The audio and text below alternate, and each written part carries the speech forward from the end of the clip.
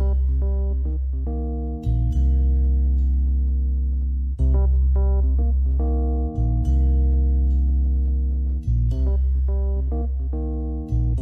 and welcome to another episode of Video Game Logic. Today's episode was recorded on June the 4th, 2019. I'm your host, Gaming Psychologist, and with me, as always, preparing for a lackluster week, Caffeine Rage. On today's show, we will of course be discussing the games that we have played this week. We will have a little E3 2019 preview discussion. Microsoft is bringing Xbox games to PC. The loot box ban bill introduced to the Senate with bipartisan support. Todd Howard spews some bullshit. World Health Organization gaming disorder classification violates cultural freedoms, South Korean Cultural Ministry says. Clicker Heroes is removed from the App Store after Chinese company clones the game, claims trademark, and requests removal. We will discuss Community Game Night and Community Corner, and have our weekly Discovery Queue. Timestamps will be in the show notes following their respective topics. I remembered how to do the show this week. Hello, Rage. How are you? Injured. Indeed. I know about your injury, but tell the good people about your injury. Well, I was cooking Saturday night. I think it was Saturday. I posted a couple of times on Twitter, so yeah, you can go back in my Twitter feed if you really want to figure out exactly when. And I was pitting some cherries, and the cherries I got from the store like a week or so beforehand were rather firm. So the usual way of either using a straw or a chopstick to push the cherry pit out wasn't working. So, I was I was just splitting the cherries with a paring knife and, flicking them out. It was going pretty well until I got to like the last couple. Then I nicked my thumb. And because the cherries I was using was rather cold, it had numbed my fingertips enough where I didn't feel it at first. Yeah. And I just looked down and I saw this trickle of red. I thought, wow, that cherry's really juicy. Because at this point, my hands were just, pink from all the juice. And then I started to feel it. I thought, oh, I guess I got myself. So, yeah, I ended up slicing my thumb actually pretty well. Is it well to slice your thumb really bad, or would that be... well, it's one of those things. Is it good or is it well, right? Right. Because if I was there, I'd kiss your boo-boo. I'm not falling for that one again. I love how you've fallen for everything once. It's always, I'm not falling for that one again. I've gotten you once on everything so far. Well, you try everything once. That is very true. Thank you for having such an open mind to try all of those things with me. Wink. Yay, I got him.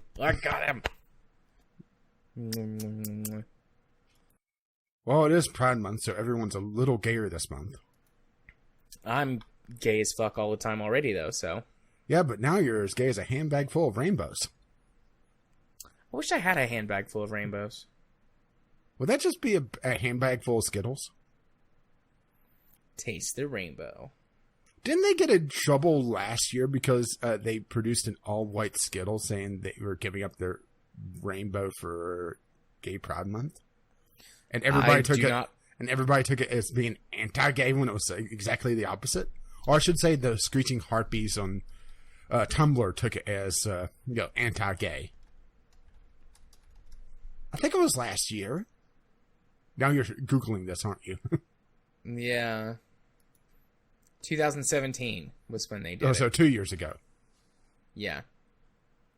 But, yeah. People were upset that they chose white, according to this article. Actually, that looks pretty cool. It looks like you can actually color the packages, or color the...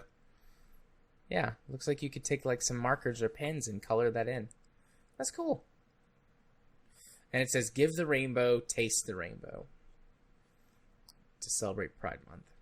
Yeah, but of course, because it was white, that's problematic because it implies white power? Question mark?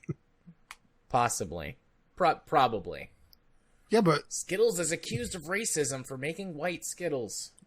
from somewhere called nationalreview.com. And the question is that satire or not? I don't know. But here's the thing, is that in the inside, all Skittles are white. I don't know why I found that so funny, but it was. Welcome to the gay portion of the podcast, listener. Also known as every portion where Jared talks. True dat. We are off to a little bit of a late start because we were extra distracted tonight, I guess. I don't know. Yeah, look, a distraction. Why don't we go ahead and talk about games that we played this week? I'm interested to hear about your game. Yeah. Well, we both have one from the, well, not most recent because there's a new one out now, but a more recent Humble Bundle. And also in the cheapo section as well. So this is going to be the Tiny Build semi-game club now. Where I took a look at Punch Club, which was the only game out of that group that I didn't have. And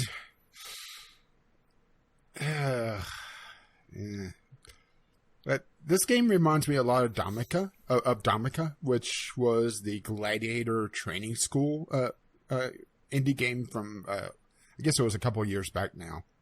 And not for the obvious parallels of training up a fighter or a group of fighters, but also the fact that sometimes sticking to your vision isn't necessarily indicative of good game design. This game has grind. This game has a lot of grind. This game has more grind than a barista giving a lap dance. Okay. That's an interesting expression. I approve, but it's interesting.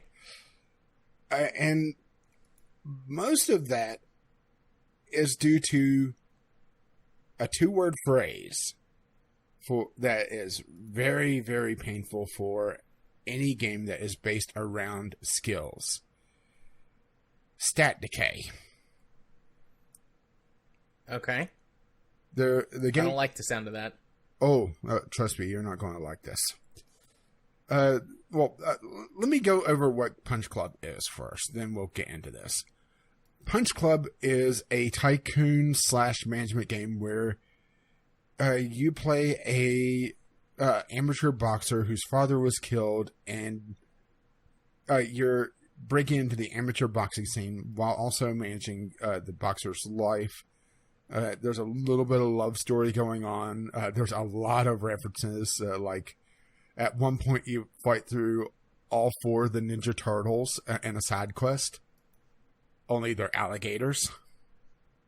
And they're also named after game developers. There's Gabe, Bill, Steve, and I'm blanking on the 4th one. But, Gabe Newell, Bill Gates,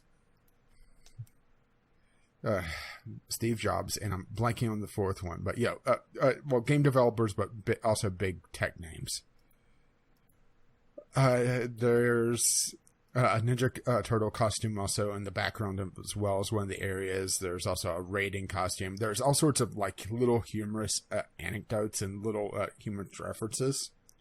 Like one of the first lines you come across of dialogue is, "Give me your shades, your shoes, and your motorcycle," from Terminator. Yeah. Even though you're not riding a motorcycle.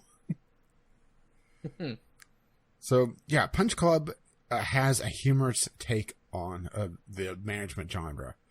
The problem is that it also makes it extremely tedious because you're having to balance building up your stats, fighting against stat decay the entire time. A rather substantial stat decay, even on normal mode. To the point where I'm maxed out, or I should say, started to get to the really bad portion of the stat grind when I was in an hour or two, where I was having trouble even progressing. That I was just losing too many stats at the end of the day to even make headway, which is not a fun game design to begin with. Mm-hmm. And on top of that, the game has your typical skill tree, and if you go far enough in the basic skill tree, it unlocks an advanced skill tree that focused around one of the three stats: strength, agility, or stamina. And each stat has a various essentially fighting school, where agility is a lot more dodge focused and about getting quick small hits in. Stamina is about soaking up a lot of damage by having a lot of health, so it's a lot of essentially the tank build. While strength is able to shrug off a fair amount of damage, but also is hard hitting. And each of the trees kind of focuses on that. But the thing is, as you go up the skill tree, every time you pick up a skill, it increases the cost of all skills. So it really makes it where you have to min-max, which I really don't like. Yes, you can min-max in these sort of games, but to being felt like I'm forced to do so to make any sort of headway is not fun. Right. Especially towards the end of my second game, where I went to easy mode, that turns off the stat decay, which on easy mode, where there's no stat decay, I'm still having to grind a lot to level up. So with stat decay, I can't imagine someone doing that, and not just gaming the system where it's a very overpowered build. Which once again, we're getting to the part where your game design vision doesn't necessarily make it a good game, right? Or a good game to the general public. Which is where I kind of tie into to Dominica, where they had this vision of very short, hour or 2 hour games, so they didn't need to have the save functionality. Well, they lost a lot of sales because of that, so they eventually had to patch it in, but it was kind of, haphazardly done, and at the start, it wasn't done very well, so it introduced some bugs and caused some more problems. Well, the same here, where they had to eventually just patch in an easy mode, but they also broke some of the aspects later on, and also the game is not balanced around that. So it goes from very, very difficult, even on normal mode, to a cakewalk. It's just, you gotta grind away to, get anywhere. Which is a real shame, because it's an interesting game. It's essentially a Rocky movie, whenever you boil it down, with some rather interesting moral choices. Mostly going either a lawful approach of following the sanctioned fights and racing through the ranks that way, or going essentially Street Fighter route and going into underground fights and a lot more risky fights, which appears also to be a slightly shorter route, but also it branches off into a different story path. And that's just the two main story paths. There's also some little side stories along the way, like the Ninja Turtles path is its own little side story that gets you something, but also all the fights give you additional skill points, which, like I said, start to be a very ludicrous grind and ludicrous skill points sink, because the first one's 1 point, the second one's 2 points, the third one's 3 points, and it just climbs and climbs and climbs to where I think it's not even end game. I'm in the 4th chapter of 5, and every new skill now is 25 to 30 skill points, which winning a fight only gives you 5 or 6. Going training and paying out money to either use the hand pads or to just spar only nets you 3, and you can only do that once a day. So 10 games of game time, 10 days of game time. I don't know why I stumbled over that. To net you 1 new skill seems a little extreme, doesn't it? Yeah. Seems like it takes up a disproportionate amount of overall playtime. Well, I think that's also comes down to just the fact that they I had this focus on this skill decay to such a degree that even in the early game, you were losing a good third to a quarter to a third of your skill points in a level. And I'm not sure how that translates to later on, because each time it feels like it just is that amount of skill points doubled over. And each of the exercises to do, like skipping rope will give you stamina and agility, while running on the treadmill will give you just stamina. Using the speed bag will just give you agility. But then you have other combined things like punching the body bag will give you a little bit of everything. But because you want to focus on a particular skill set, maybe 2 skills, those combined ones are just there to stave off the decay. But you're also wasting time because you're always on the clock whenever you're using these skills. And here's the real stencher, especially with a skill decay, is that if you use a particular exercise too much, it starts to have diminishing returns until it just doesn't give you anything anymore. So, it's just that weird, what were they thinking on this, right? Yeah. That doesn't make sense to me. Is there a way to turn it off? Only thing easy mode does, it turns off skill decay. It still has the thing where after a short time, it goes from giving full experience to essentially 2/3 experience and half experience, then just a quarter experience, and it's gone, and you automatically stop doing the exercise, which stops the clock. It honestly is sort of a pseudo clicker / auto game, where you set up some. It's a good actually second monitor game where you could just put on the secondary monitor and do something, and then poke around online for a few seconds, then go back and click on something else. It's completely mouse driven, and it is on mobile as well, so I'd imagine it'd probably be a better mobile title than anything. But there's just these odd grinds that just doesn't make sense in this game.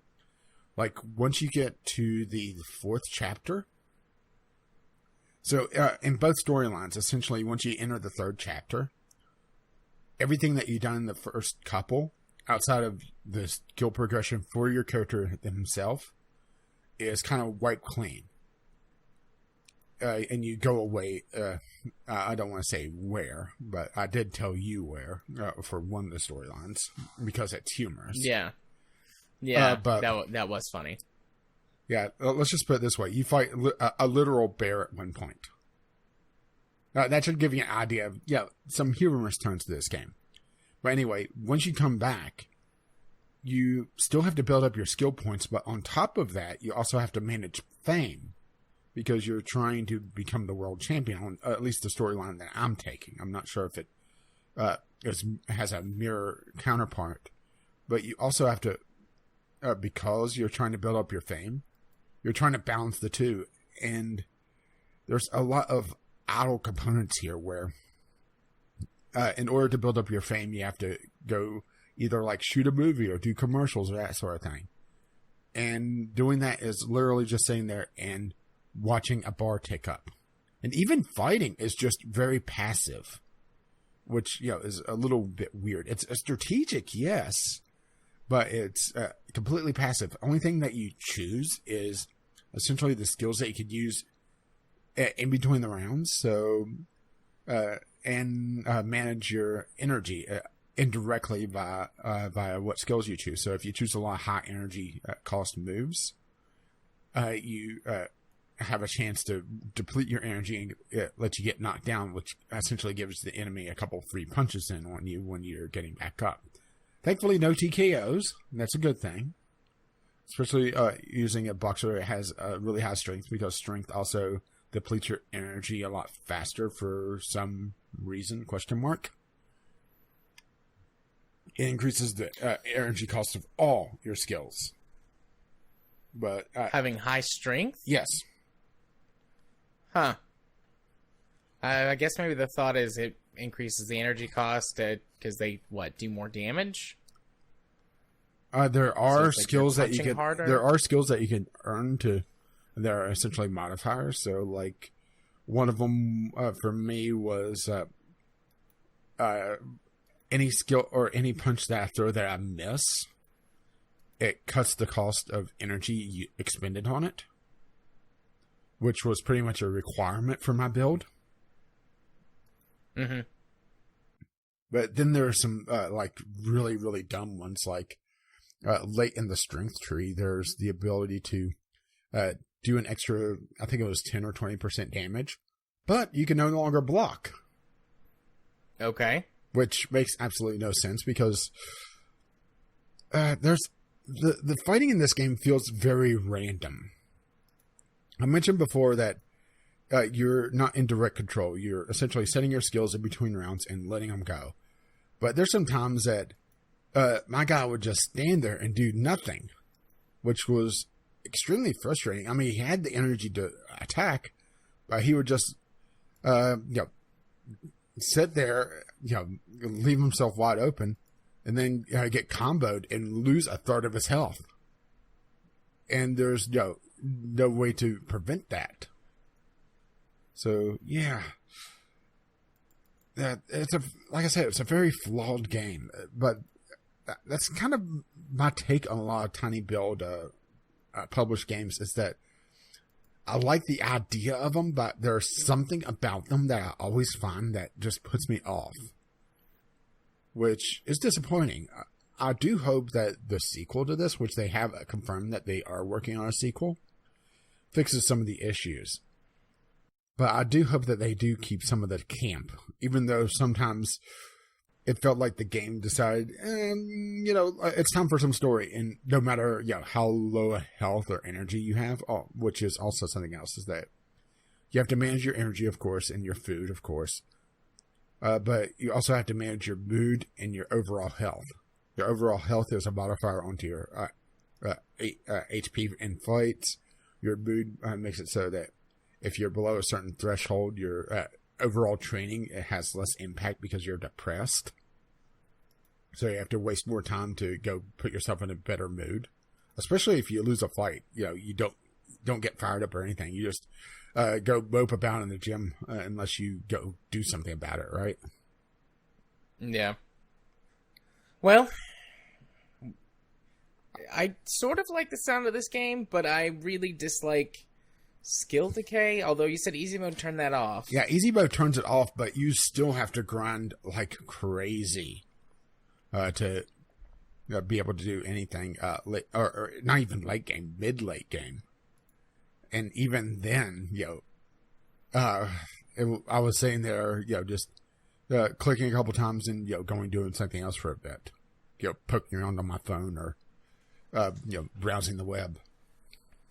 Watching a YouTube channel, watching the YouTubes, right? Yeah. And them good old YouTubes. Yeah. That said, there were storylines that I didn't touch, like they had a free DLC at one point called The Dark Fist, where at a certain point in the main storyline, you find a briefcase that's pointing you to crime, so you do the logical thing and become a superhero, right? Yes. And and you put on a mask, like a Ninja Turtle mask, just covering the eyes, and that's it. And nobody realizes it's you. I mean, that's all you need, right? A very tiny mask or a pair of glasses, unrecognizable. Or a mustache. Actually, I do like the idea of Clark Kent not being recognized as Superman. If you ever seen... I have. Yeah. I know exactly what you're talking about. Yeah, that one scene in the original Superman movies. Mm-hmm. Yeah, so... Yeah, that one makes sense. But that's also more how he holds himself than just the glasses. But, yeah, that gets rather silly. At one point, you... steal a laser from a bunch of bad guys who stole it from a rather obsessed scientist who just wants to hold his laser in his arms again. And that is an actual line from him. So the bad guys, in order to get the laser back, stole my cat. To hold it hostage. But then I, got to the point of no return without any warning, so they got to keep the cat. It's okay. Good. I'm rich. I could buy a new cat. Poor Mr. Fluffles. Actually, I think it is Fluffy. Little fluffer. But then Dong King, Ding Kong, signed me up to be his manager, so, I couldn't say no. And he assumes that I can't even read English because of where I was. So he just tells me, sign this. Alrighty. But yeah, I would say that if you could overlook some of the inherent flaws, or, go into it with being a little less critical than I usually am, which, let's be honest, is most people. It's an interesting game to check out. I will say that it does feel very mobile-esque, just in the fact of the skill decay and a lot of sitting around waiting. All the jobs, which there are a few, are sitting there and wait for a timer to go off, essentially, which is fairly short, but still, there's a fair degree of strategy about it. To just figuring out what skills work best for your particular build, and also how to counter certain builds, because you'll run into certain characters that may be like, you may run into Master Bruce, who is in no way Bruce Lee, who is a high agility character, so they're very accurate and may try to just stunlock you, essentially. And you may have to figure out how to deal with that. Or you may run into, definitely not Hulk Hogan, who is a very strength-based character. Good old Hulk Hogan. No, it's Hulk Hogan. Hulk Hogan. Yep. You're right. Definitely not Hulk Hogan. Brother. But yeah, there is a fair amount here. Especially with all the various storylines and figuring out some of the backstory, because there's some double dragon references to the storyline of what's going on. There's some mysticism about it. There's an underground fight club, punch club. See what they did there? Yep, I see what they did there. There's a lot of mystery going on to unravel if you could stand all the grind and all the limitations that the developers put on the game.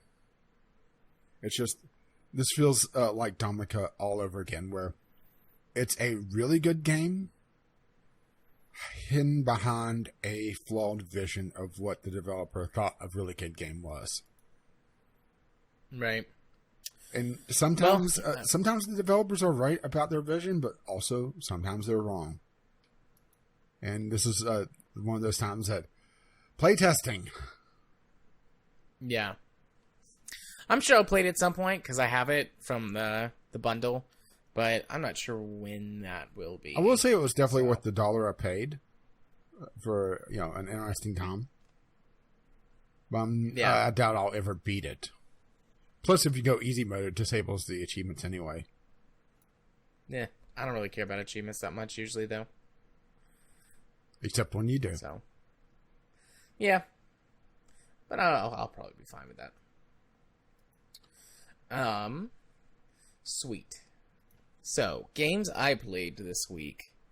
I finished Anthem.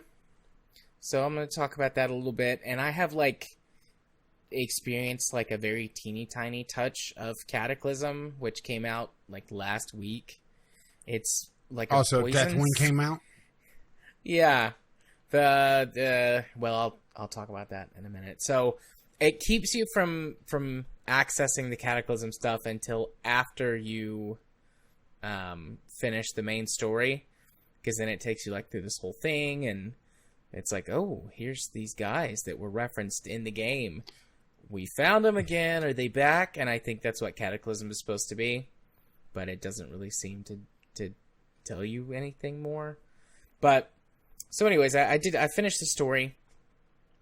The final boss. So the rest of the game towards the end basically played out like what I discussed last time when I was talking about the first. You know, it basically doesn't make a difference whether or not you play by yourself or with other people. Mm-hmm. Even there's one sort of almost like a boss rush or a mini boss rush type level that's taking you through like this sort of history of the world and or history of several important characters from the world and like unlocking some stuff for you because it's like a trial you have to pass. And because the game crashed on me during that, I had to do it twice. And the first time I did it with people and the second time I did it by myself, and it literally made no difference in the boss rush. As in no difference in the difficulty or no difference in the content? No difference in the content and no appreciable difference in difficulty. I assume because of scaling factors. But, so, it really literally makes no difference whether you play by yourself or with other people. For 99.9% of the game. But that all falls apart at the final boss. Oh boy. So the final boss is you circle back around to it literally where the game starts and you retread the same initial path, but you're in your like leveled up, you know, badass javelin instead of like the level one it gives you for that opening area. You face down the giant creature that like killed all of your friends in the opening part of the game, which is a big showpiece for how this game actually would work with AI companions instead of human ones. Mm-hmm. Hint, hint, nudge, nudge. It's never going to happen because it would make sense to turn this into a single-player adventure. But anyways, you go back through. You have this pretty epic fight against what you think is, well, not what you think, but what is feels like, you know, stage 1 of a boss. And then, like, the big bad who's been fighting you the whole game shows up. And you fight him, and you beat him. And then he does some things and becomes, like, a giant monster.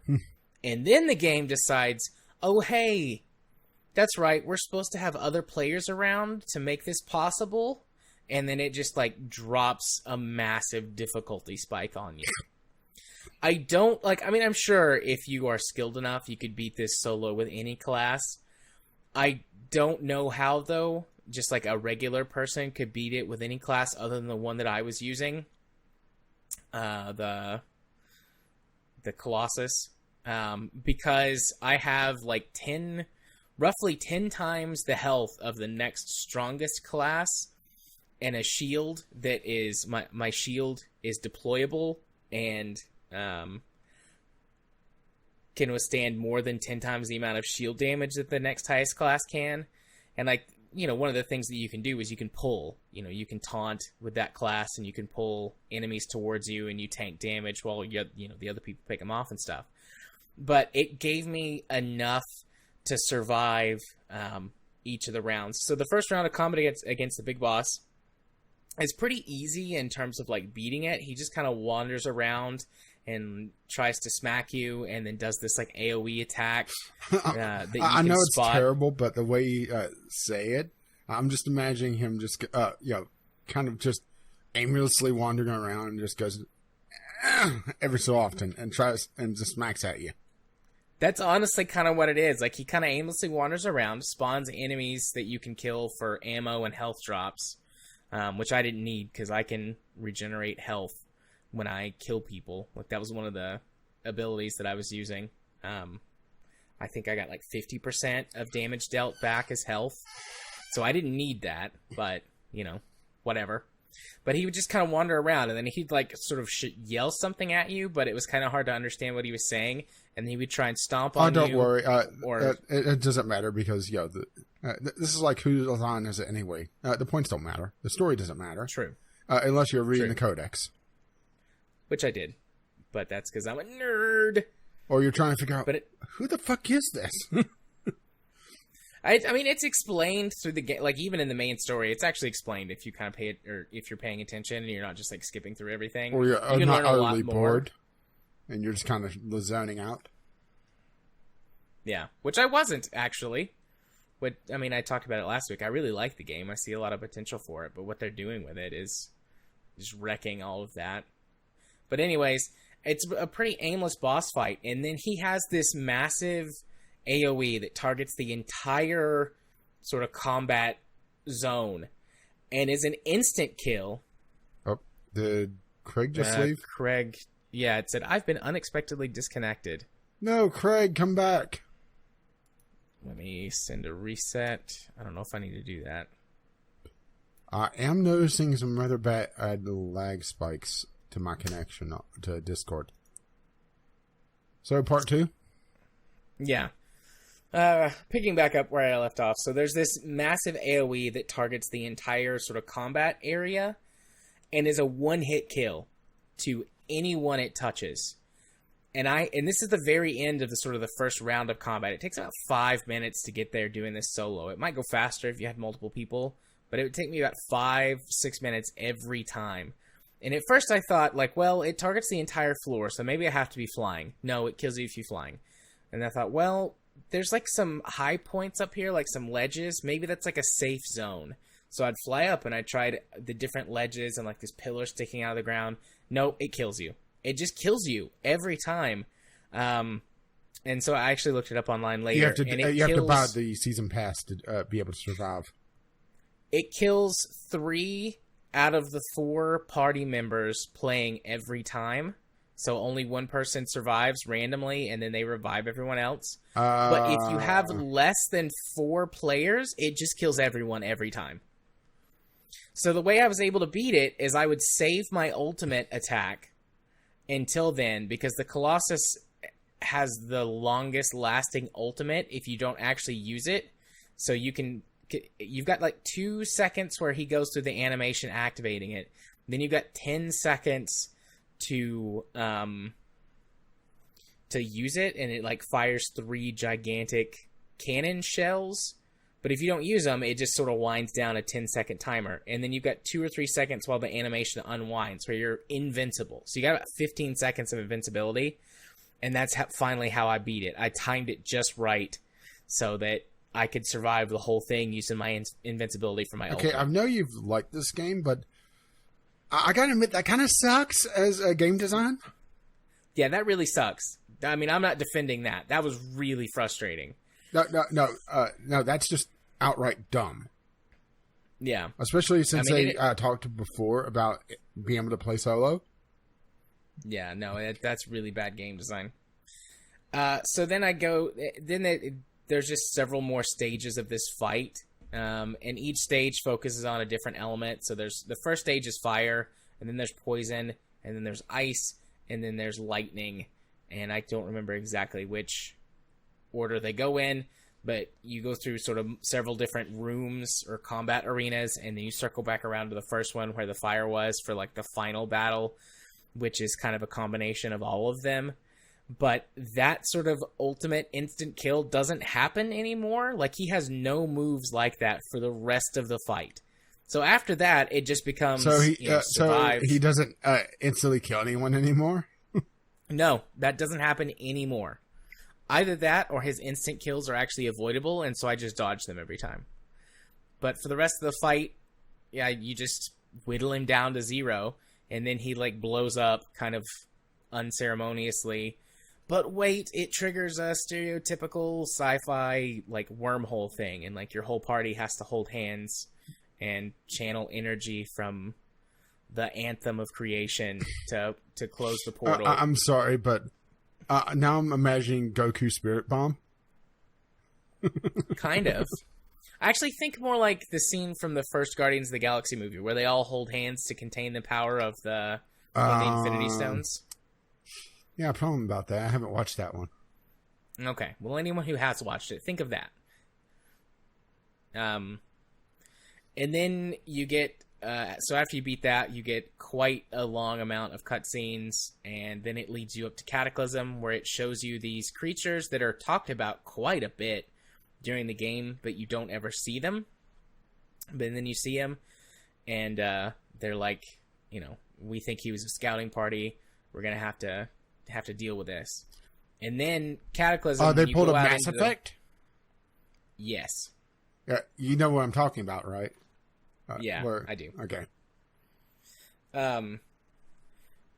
But so then, that's how it ended. So if you beat this game at or close to launch, you had to wait for many months to see what the payoff for that was, instead of getting it in, I think it was supposed to be March or maybe April when this was first supposed to drop. Mm-hmm. And all it does is it turns, so if you go to free roam instead of doing a specific mission, it turns the world into poison, like blue poison. And so unless you're in safe zones, you take constant damage while you're out roaming, doing the exact same stuff you were doing before the Cataclysm happened. It hasn't, at this point, added any new story missions or anything. Question. So, answer? Why? I don't know. I mean, so if you beat the game, you could no longer play said game? Well, I think that you can get higher level loot, I think, but I wasn't really invested, and I haven't paid attention to the patch notes for that, or the update notes. Like, I wasn't invested in that. I did do a little bit of the in-game content, not the raids. I also don't give a shit about that.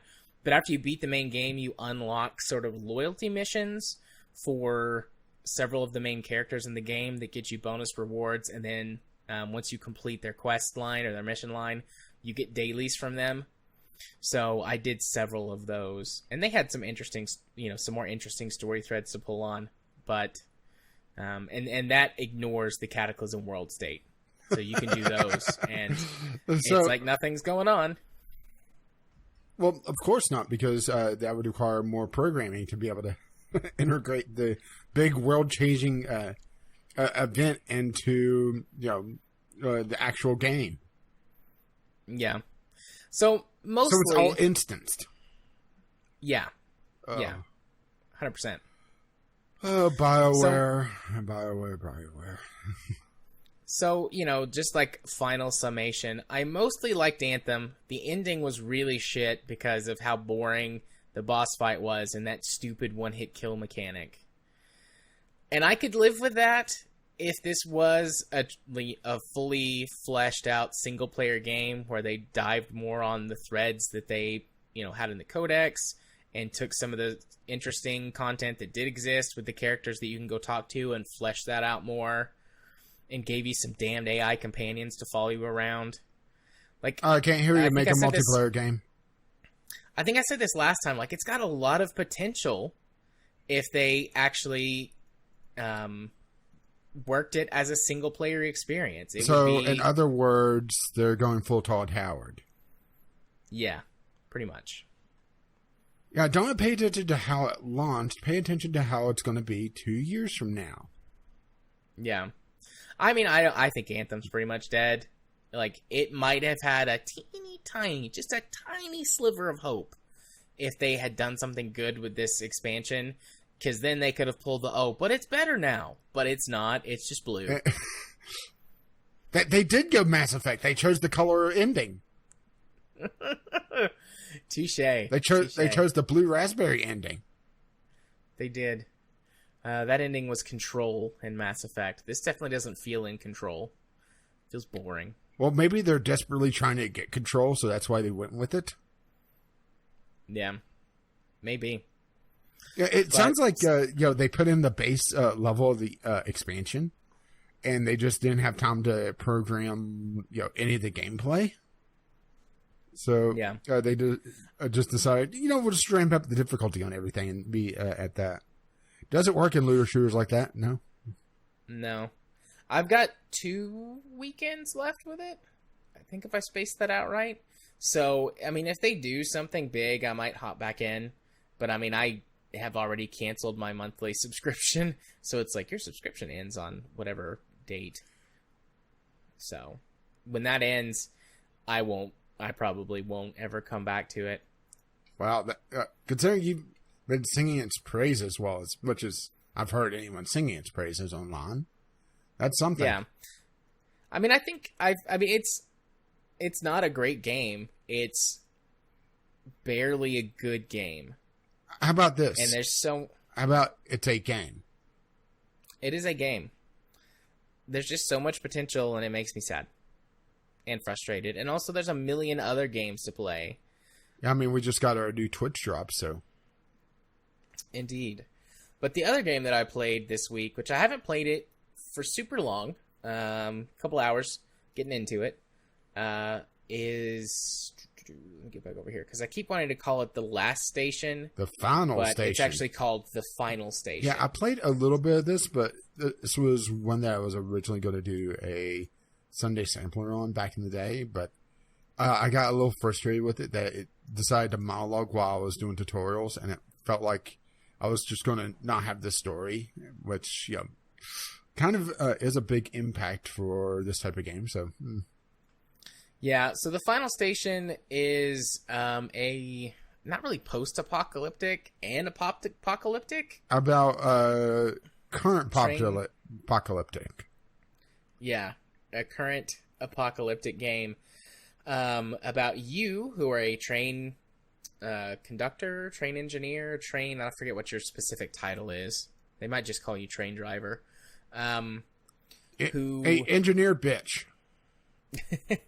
Who is given a special train and a task to do the day the world falls apart.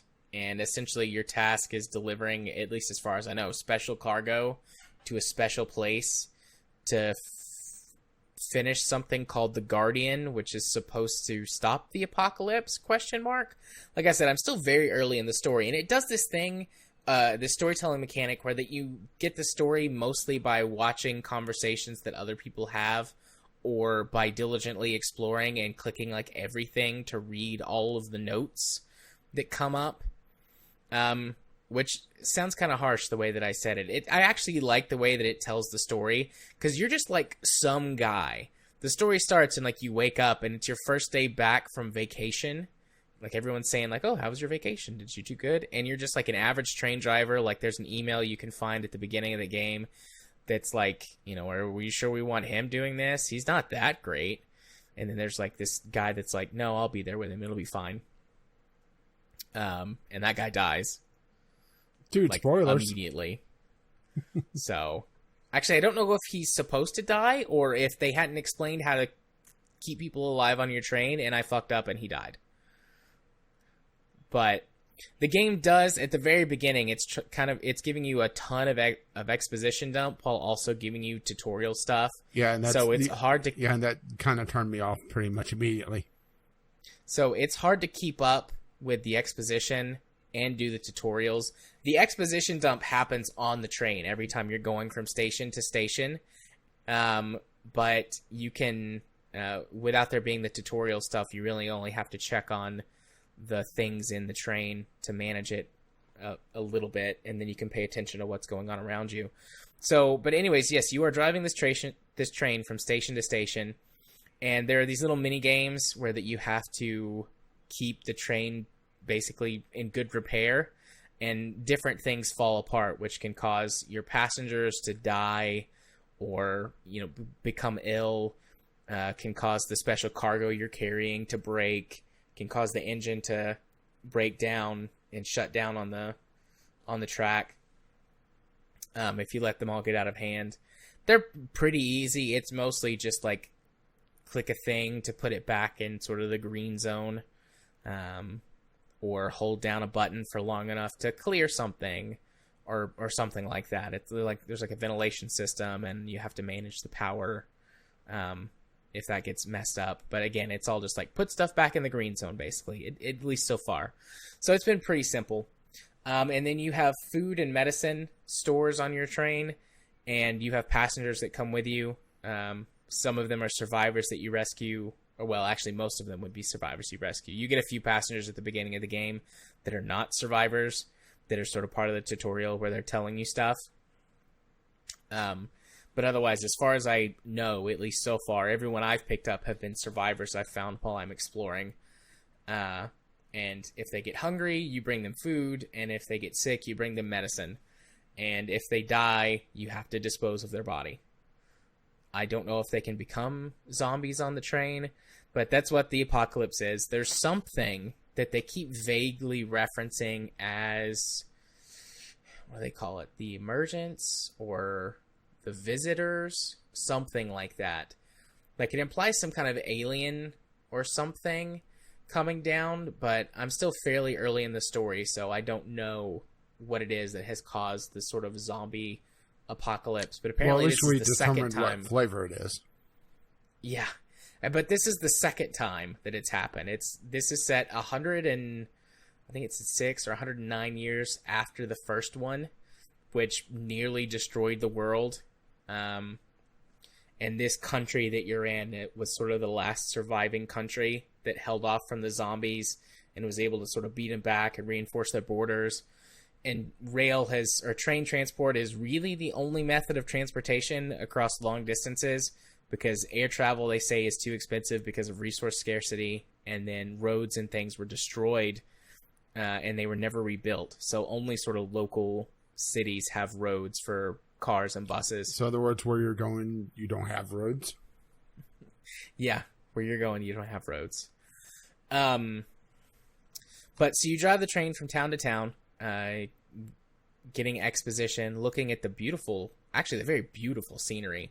And there's a lot to be gleaned from the scenery, and I like how they do transitions. It's a pretty common filming technique where that the camera, something will come across the camera and you'll transition from for example, from night to day or from scene to scene.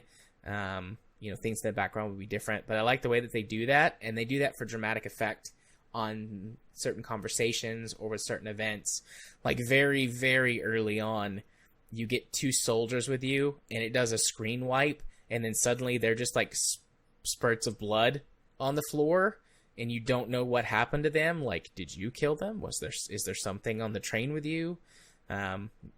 Whatever. And at least at this point, that hasn't been explained to me. But that's sort of one part of the game, managing the train and managing the survivors or the passengers that you have, keeping them alive.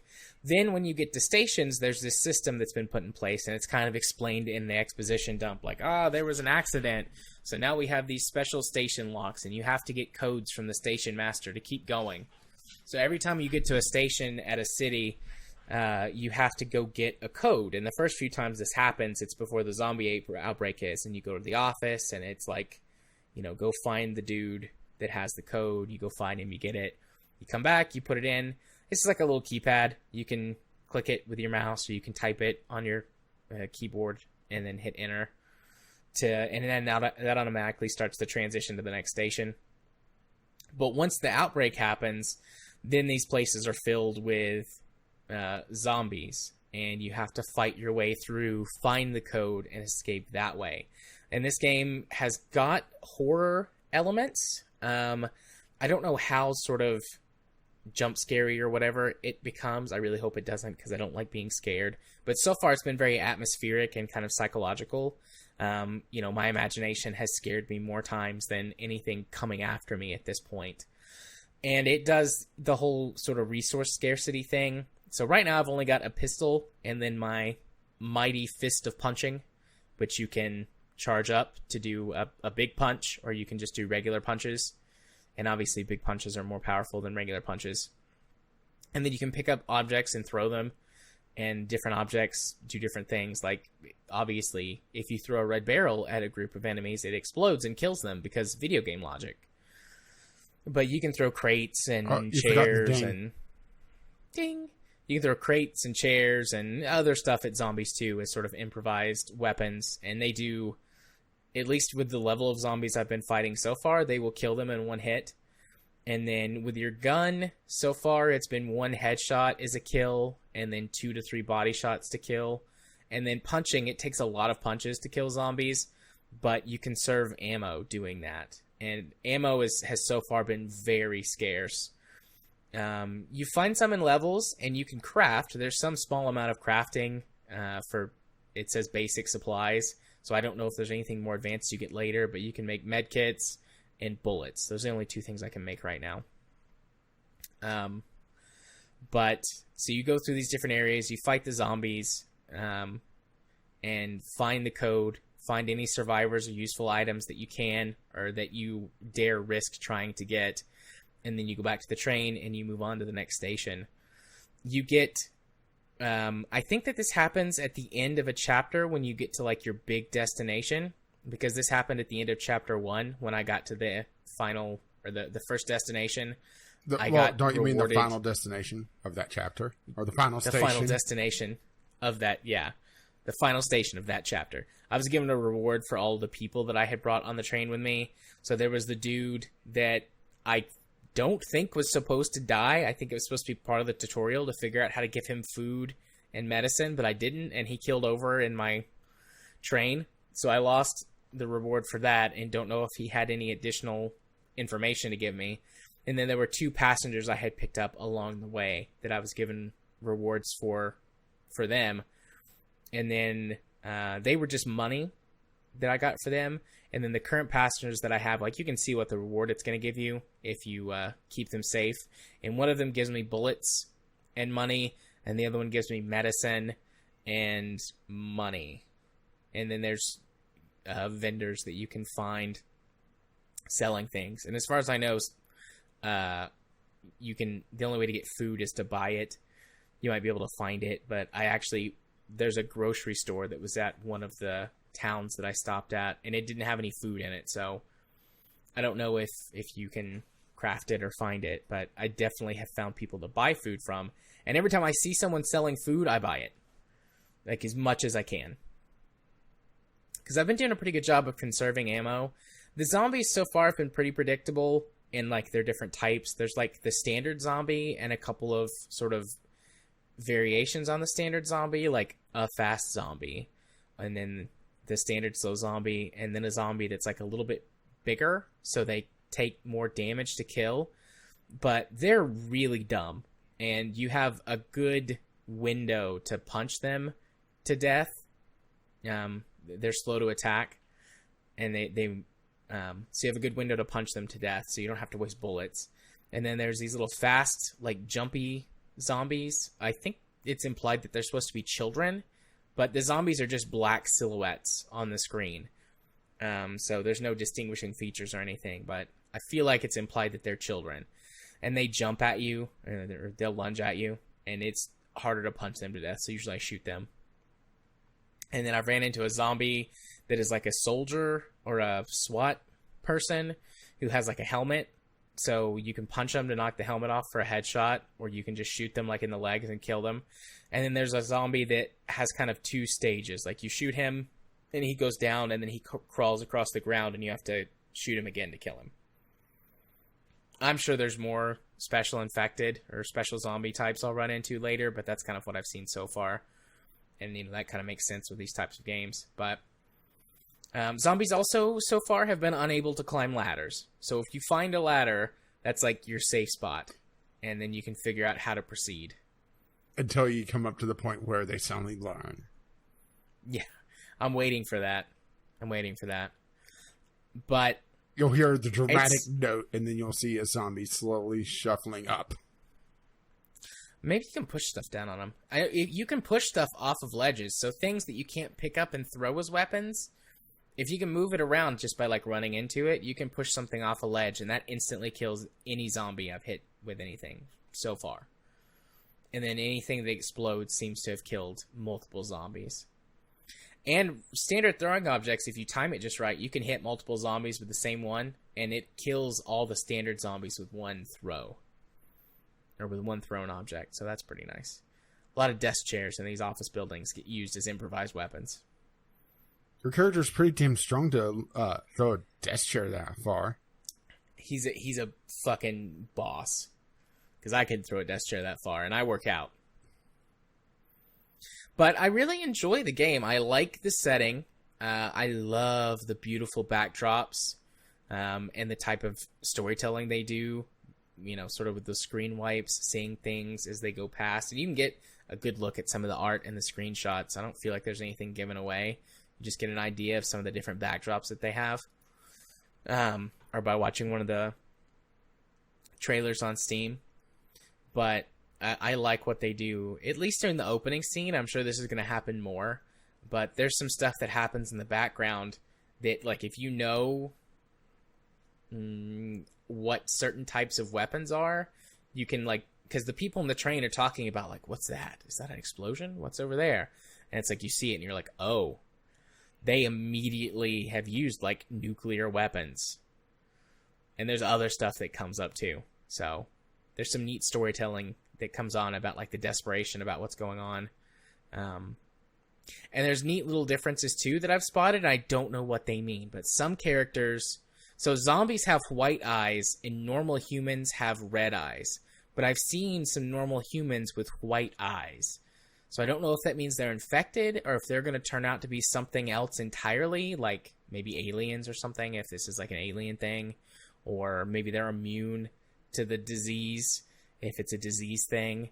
I don't know, but I've spotted that difference already. So I don't know if there's other things that are in there like that, but I like that type of visual storytelling and these little clues that you can find. But anyways, that is where I'm at in Final Station so far. As long as it doesn't get too... Yeah, still heading towards your final station. Indeed. As long as it doesn't get too scary for me, I expect I'll finish it in the next few weeks and be able to talk about it.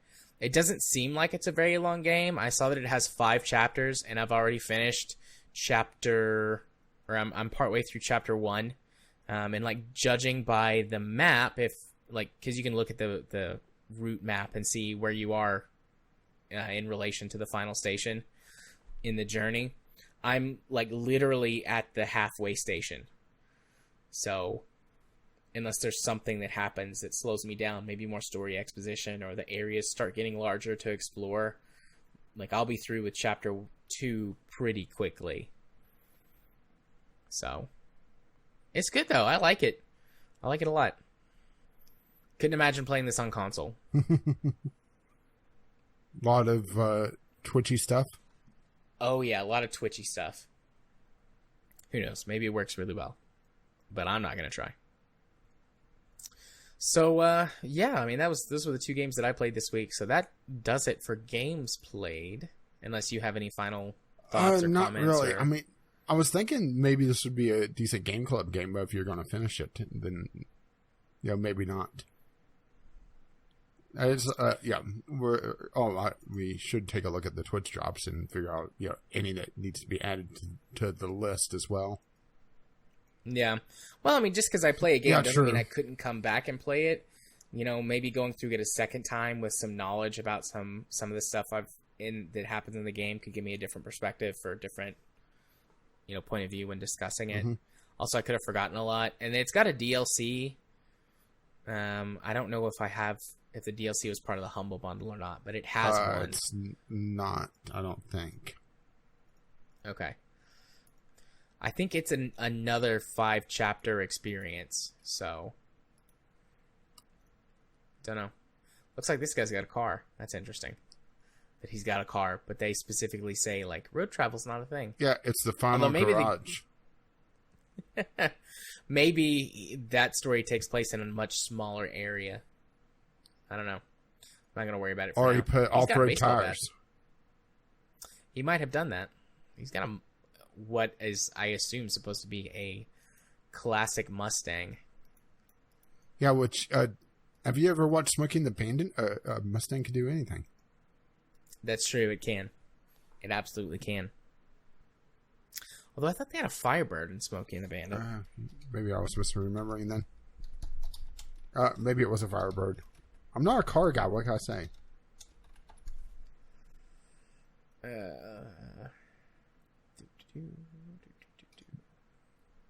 Oh, oops.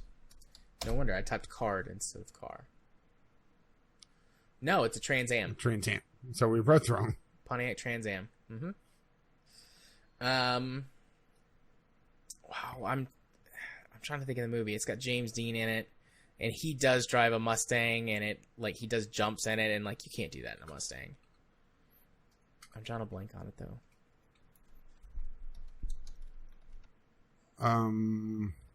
Maybe it's Steve McQueen that was in it. Bullet. I do think it's Bullet. Yeah. That sounds right. And let's see, Gone in 60 Seconds also had a Mustang in it. Yeah, Bullet's the movie I'm thinking of. There's a car chase through San Francisco, and there's a Mustang that's like jumping down, those classic or like those iconic like hills with the houses that are built like really sloped, like those steep hills. And there's in the car chase, the Mustang is like jumping off of those. It's like you can't do that. With actually, I found a blog that has the 25 best movie Mustangs. Okay. The reboot of Knight Rider actually was a Mustang. Let's see. Bullet is number one, of course. The 2000 Gone in 60 Seconds. The Thomas Crown Affair. Bull Durham. Le Grande de Saint-Tropez. Goldfinger. Let's see. There's Knight Rider. War of the Worlds. The new one. Or the newer one, I guess I should say. This tells you how much they're reaching. Back to the Future 2. In the background, there's a futuristic Mustang. That does look. I mean, that is an 84, 85 Mustang that they have made to look like a future car. Yeah, Back to the Future 2 was making fun of all the people that were making, futuristic movies that's like 10 years in the future. Yeah. A lot of James Bond on this list, actually. Yeah, I've seen most of these movies. Oh, you found the list? Yeah, I'm looking at it right now. I've seen nearly all of these movies. I forgot about the Mustang and Death Race, though. That was a fun but stupid movie. What if car combat was real? And stupid? It's real stupid, but like in the best kind of way. It's not a bad movie. Like, it's a competent movie from like a filmmaking and a cinematography standpoint. And then they just took the car combat concept and went, yeah, fuck it, let's do this for real. And it was a lot of fun.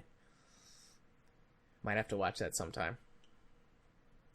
Anyways. Yeah, and here's another list that gives the 1969 Shelby GT and Gone in 60 Seconds to the top spot, with Bullet being number 2.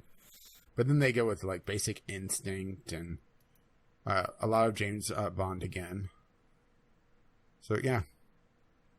Yeah. Welcome to the Mustang portion of the podcast. Indeed. I don't even like Mustangs all that much. There's nothing wrong with them, but... Well, they have a lot of horsepower. They do indeed. I was going for the pun. I know. I'm making you can't see my face. I'm making like a really face. Technically, no, there's the Colt and other... Okay. I was going to say technically they're the only car with real horsepower, but that's not true. There's other horse-named cars. But let's go talk a little bit about let's talk about E3. the elephant in the room. Yeah, so this year's E3 is this coming week, and next week's show will be the E3 show. Yeah. But E3 this year is a mess that's missing a lot of its pieces. Yeah, it's like, I went thrifting and I got a jigsaw puzzle and like half of it's gone. Because we know Sony is gone, EA is gone, Ubisoft is still around, but last year they had a very toned down show. It seemed like Devolver was the only one that went apeshit. Yeah, Devolver did what Devolver does. But this year is, I think their presentation is supposed to be a direct sequel to last year, if I remember how it ended correctly. Yeah, it basically was RoboCop. Yeah. So that would be interesting. And the fact that the fact that they're past the watershed, right? Yeah, they're late night. Yeah. I am looking forward to that. One of the only things I think about the show I'm definitely looking forward to. Well, the PC gaming show, which is powered by PC Gamer, is now sponsored by Epic. So, hey, another thing Epic bought. Yeah. So I'm really not looking forward to that because, yeah, the fact that they bought a sponsorship spot doesn't bode well for the announcements on there. I think that's fair to say, right? Yeah.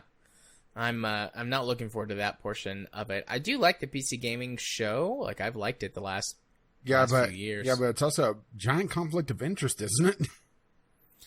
Yeah, but isn't just E3 in general a giant conflict of interest? True, especially whenever they're playing to the crowd that is all full of journalists. Yeah. But hey, that's the PC gaming industry for you, right? Yeah. At this stage, pretty much. Is there anything that you're hoping will come out of the show this year? Either specific game or just maybe a tone? I think once again, more just because of the mess it is. I want to see Final Fantasy VII. Because last year was completely absent and they're starting to show it again. And it's completely different from last time, but that's more just train wreck. My big one is more just, the little indies that aren't going to be on the main announcements, that aren't going to be on the stage, that are at best going to be like a half-second blip on their montages. That's what I'm more interested in than the AAA stuff these days, because the AAA gaming industry is a mess. But we'll get into that a little bit later. Yeah. I'm looking forward to hearing more stuff about Halo, because I like Halo. Yeah, that's supposed to have some sort of announcement from Microsoft. Microsoft's the only one of the big three that's doing a full-on press conference this year. Yeah. Yeah. But, something that we're going to talk about, I think it's our first, official news topic, which is Microsoft is bringing a bunch of stuff to PC, and I've seen some stuff saying that they're going to talk about that a lot more in depth at E3. Mm-hmm. So it'll be weird. I'm looking forward to hearing about that. Yeah, it'll be weird if my expectations hold that Microsoft has the most interesting press conference for me, because last year, if EA didn't exist, then they would have had the worst press conference because it was all Xbox exclusive or Xbox Time exclusive, and that's one way to kill my enthusiasm for something. Yeah. But all of those things that were Xbox exclusive or Time exclusive are going to be coming to PC. Yeah. Yay. Yeah, but maybe not all of them, but a lot of them. Yeah, but it's also okay. So how long? I'll just why get excited right now for something that may or may not even come out, or may not sell well enough that they won't even bother with the release on PC or whatever. Yeah, I mean that's fair, but I'm hoping that it'll be something good. Trying to find some positives here. See, you're the glass is half full. I'm the glass that is. Why'd you sell me a too big a glass? Yeah, that sounds about right.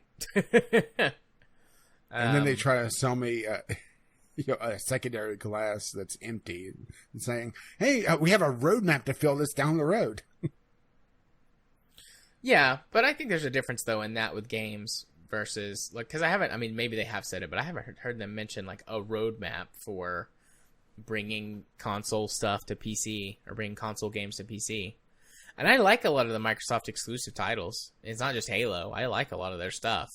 Honestly, I haven't really paid a lot of attention to it just because they haven't brought a lot to Steam until very lately.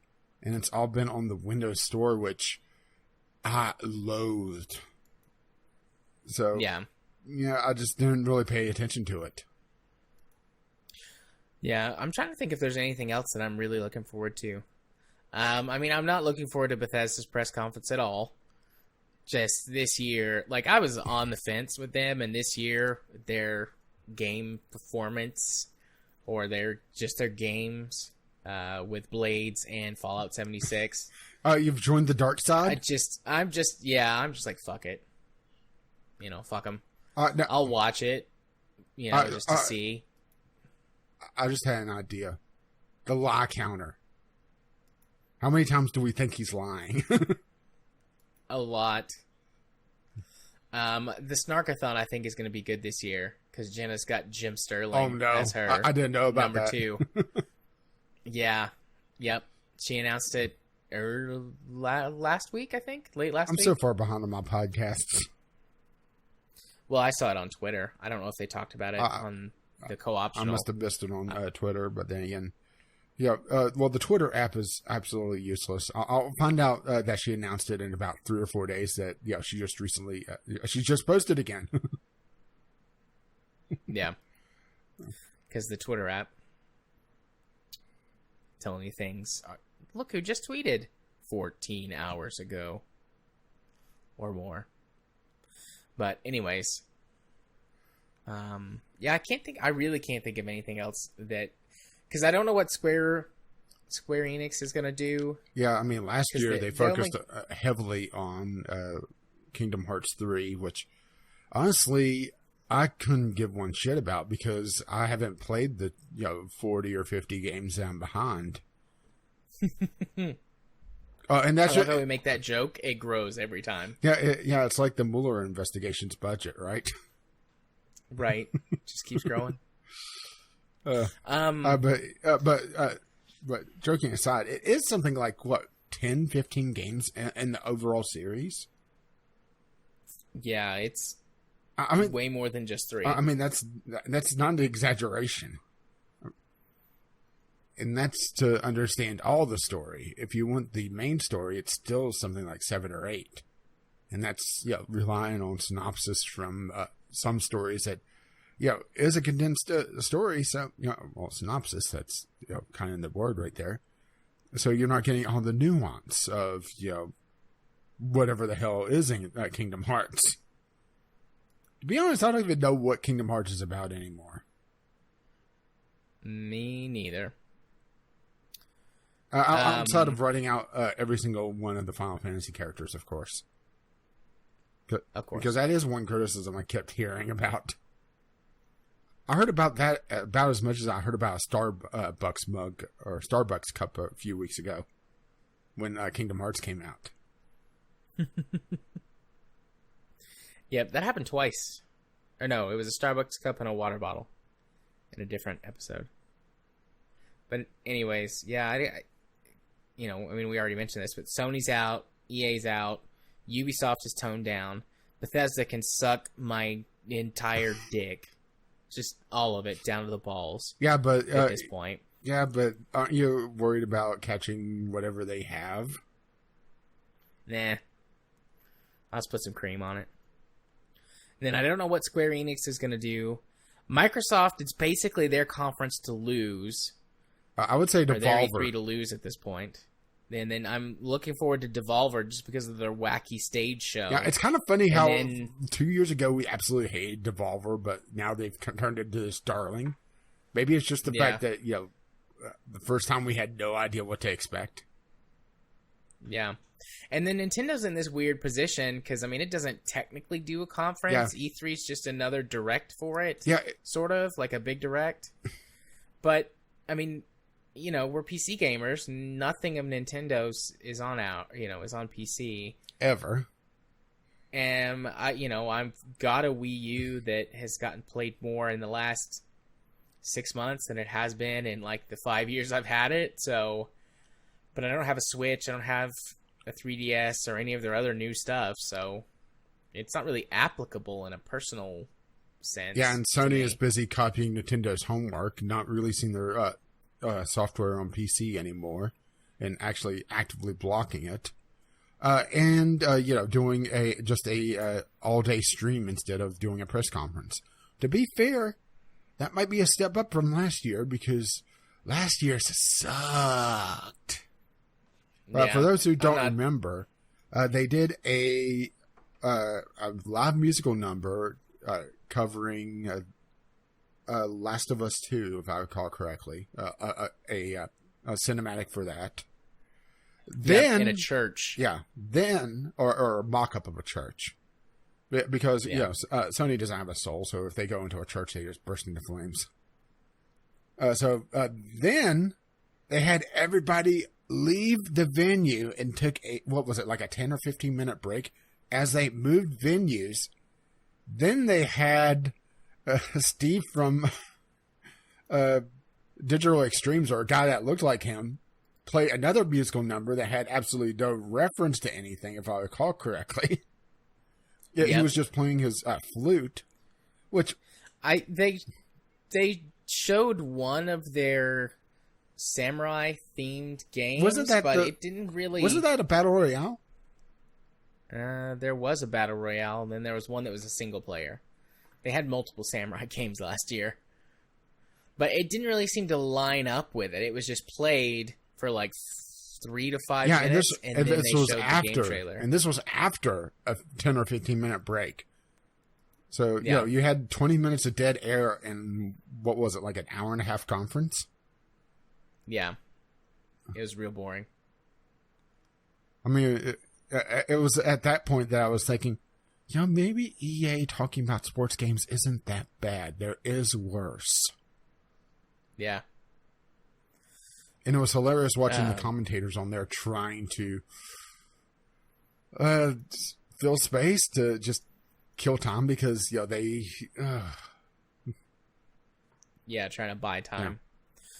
But, I mean, other than those couple of little things, I'm not really looking too super forward to E3 this year. I mean, we'll see. I hope to be surprised, but I don't really expect to be anymore. So yeah, it's making me wonder if E3 is even relevant anymore, or because it's becoming a more online presence. Yeah, I mean E3's dipped before and then came back. Maybe even a couple of times, depending on how you sort of count things, basically, where you fall in on what makes it successful or not, a big deal or not.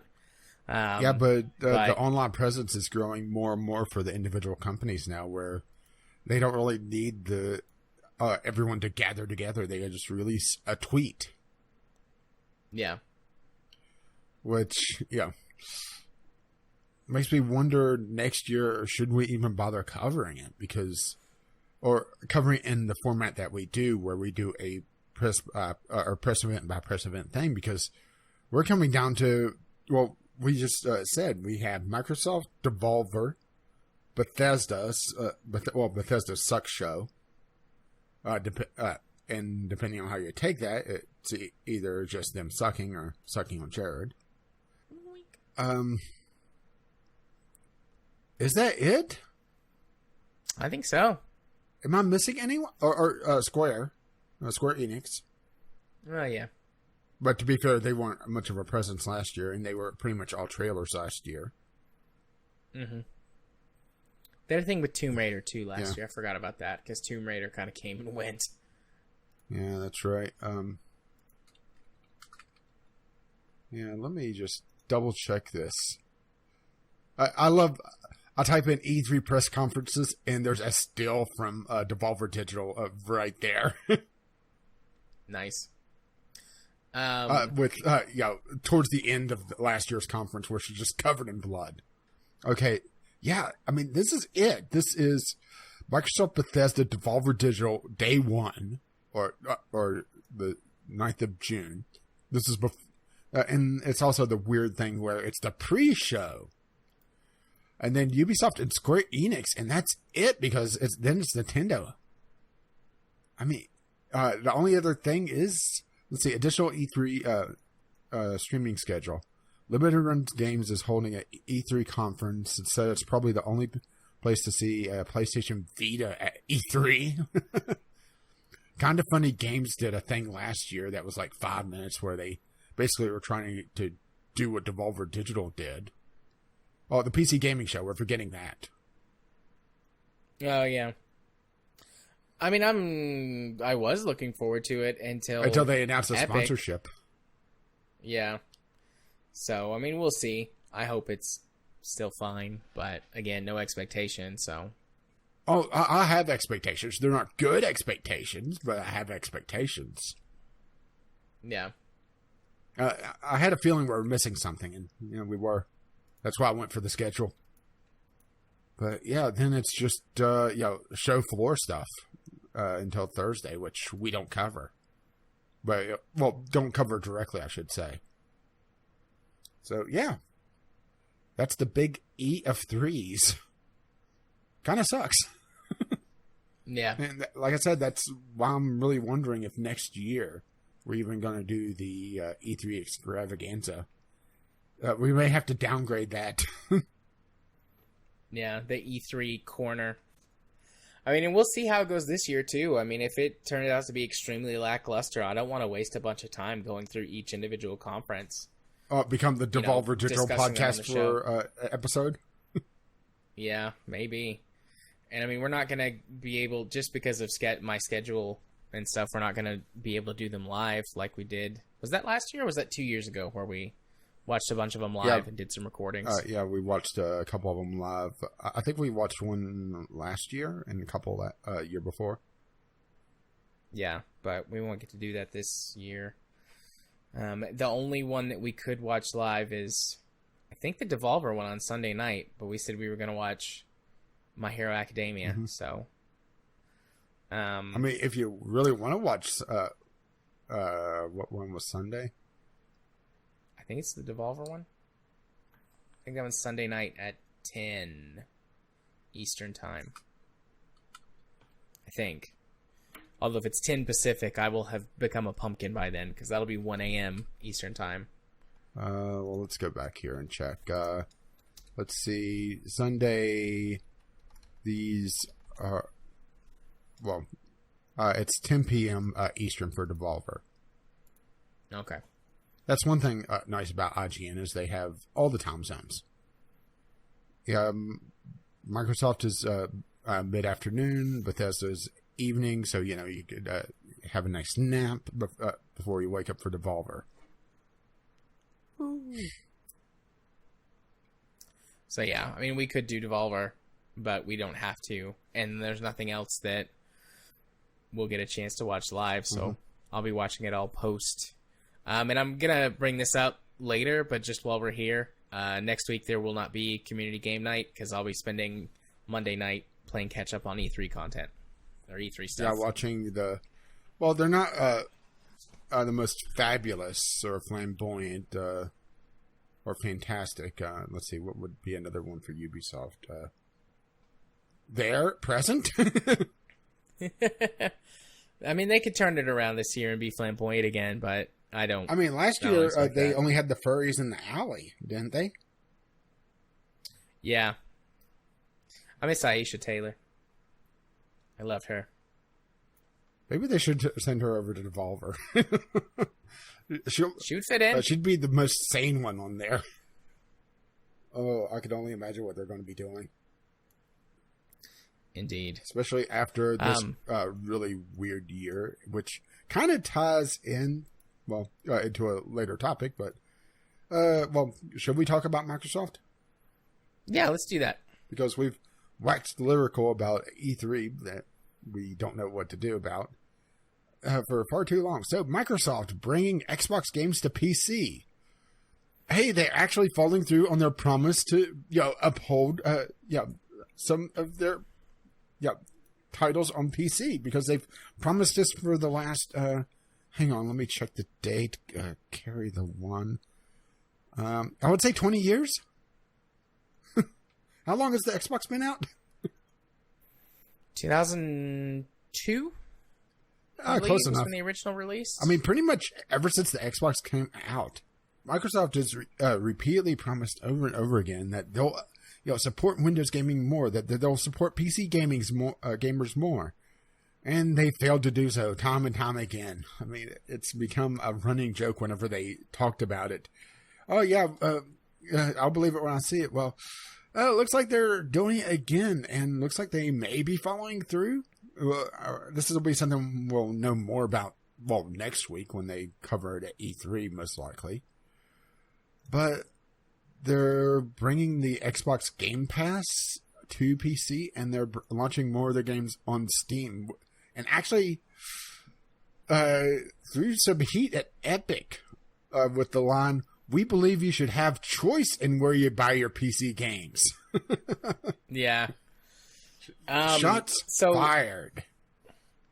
So with the Game Pass, well, they haven't spelled everything out as completely as I suspect they will at E3. They have seemed to indicate that it's going to be pretty much identical to how it is on Xbox. They'll have their category of 100 or so, or not their category, their catalog of 100 or so games that they keep sort of rotating through that you'll have access to for as long as you play the subscription fee. Essentially, the Netflix of games that people kept talking about, expecting something like this to come out on PC gaming for ages. Yeah. And then all of their first... There's a little bit of a question about this, but they seem to indicate that all of their first-party titles will be available on Game Pass, just like they are on console. But I saw somebody asked a question like, well, but there's some overlap and some games that are already available through the Xbox Play Anywhere program. Are those in like a weird state? I don't quite understand where the confusion came from, but I've seen a couple of people ask questions about that. So I don't know if there's something weird going on with maybe a couple of those titles specifically that I'm not aware of, just because I am not as much in the Xbox ecosystem. But that might be something they clarified E3 as well. Or it's an overlap where those games are in both, where if you're in one, you get it. If you're in the other, you still get it. So there's, that overlap of getting both is kind of pointless. Yeah, could be that too. Yeah, and something interesting is they're talking about cross-platform play. Enabling gamers to play together through cross-platform play and cross-network play across Windows 10 PCs and consoles is vitally important. Building communities across all those players, regardless of the store or platform they've chosen, console or PC, is also vitally important because it helps bring players together. Allows gamers to find their largest audience. Allows games to find their largest audience. Allows gaming to deliver its true potential of uniting people around the power of play. A little bit of buzzwordy at the end, sure, but yeah, it looks like they're going to be focusing a lot on cross-platform play, which is interesting, especially considering a fair number of Microsoft first-party titles are shooters. Not all of them, but a fair chunk.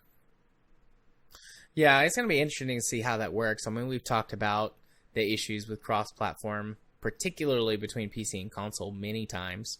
But, I mean, the fact that it's a feature, at least as long as they give you, like, a toggle to turn it on or off, I like that they're at least doing it as, like, an option for people. Especially, for example, like, maybe in my house, we have one Xbox, but many PCs. So if, we wanted to play games together, because like through Gold, you can share your Gold subscription, and I know that the Game Pass is shareable as well. I don't know if you have to have Gold or not to share Game Pass, but if that was how it worked, if you could share Game Pass, then we in my house could each play, on separate things together, and in that environment, cross-platform would be extremely beneficial. Even if it was just something that Katie and I were playing together. She way prefers a controller to keyboard and mouse just because, she's not a PC gamer. What little gaming she does on console. So that would be beneficial to us for playing something cooperatively. And I do know that certain shooters like Gears 5, their cross-platform only applies to the Horde mode, so it's cooperative. So it's not as much of an issue there. And it actually might apply to the campaign as well, where you can cooperate. But, I mean, it's good to see. And I mean, they do have racing games like Forza, several. Yeah, which were Horizon that and makes less of a difference. Yeah. The only difference would be, if the person is using a wheel, but that's also a console problem. Yeah. But for what games are coming to Steam, I think, at least what I saw initially, I didn't read through the whole PC Gamer article just because I grabbed one to have a link. I think it was mostly focused on some of their first-party titles, but I don't know if it's all of them coming to Steam or just a select few, or if it's sort of a rollout program. I mean, it was, we had the bomb quite a while ago that the Master Chief Collection was coming to Steam, which was, pretty major. Yeah, that's huge. And another big thing to come out of this is that they're going to stop using or stop forcing developers to use that Universal Windows application. Is that what UWA stands for? Something like that, which had some sort of inherent encryption into it that made modding, if not just outright impossible, far more difficult, which turned off a lot of developers from the Windows Game Store to begin with, because the Windows Game Store initially required the use of it. Yeah. But in order for them to open up to Steam, well, gotta have that. Yeah, gotta have just a regular old executable. And then they've dropped the requirement, or they are dropping the requirement for the Windows Store. Yeah, so. Which is making it a lot more attractive. But hey, it's immediately not the worst PC gaming store anymore. Yeah. I'm not sure how many games I will buy, and if it will be worth it to me to get Game Pass, because I suppose they could reveal that Game Pass would work through other services, but I couldn't imagine that it would work through anything except the Microsoft Store and Windows 10. Yeah, it would be mind-boggling if they made the Game Pass essentially a launcher and put it everywhere.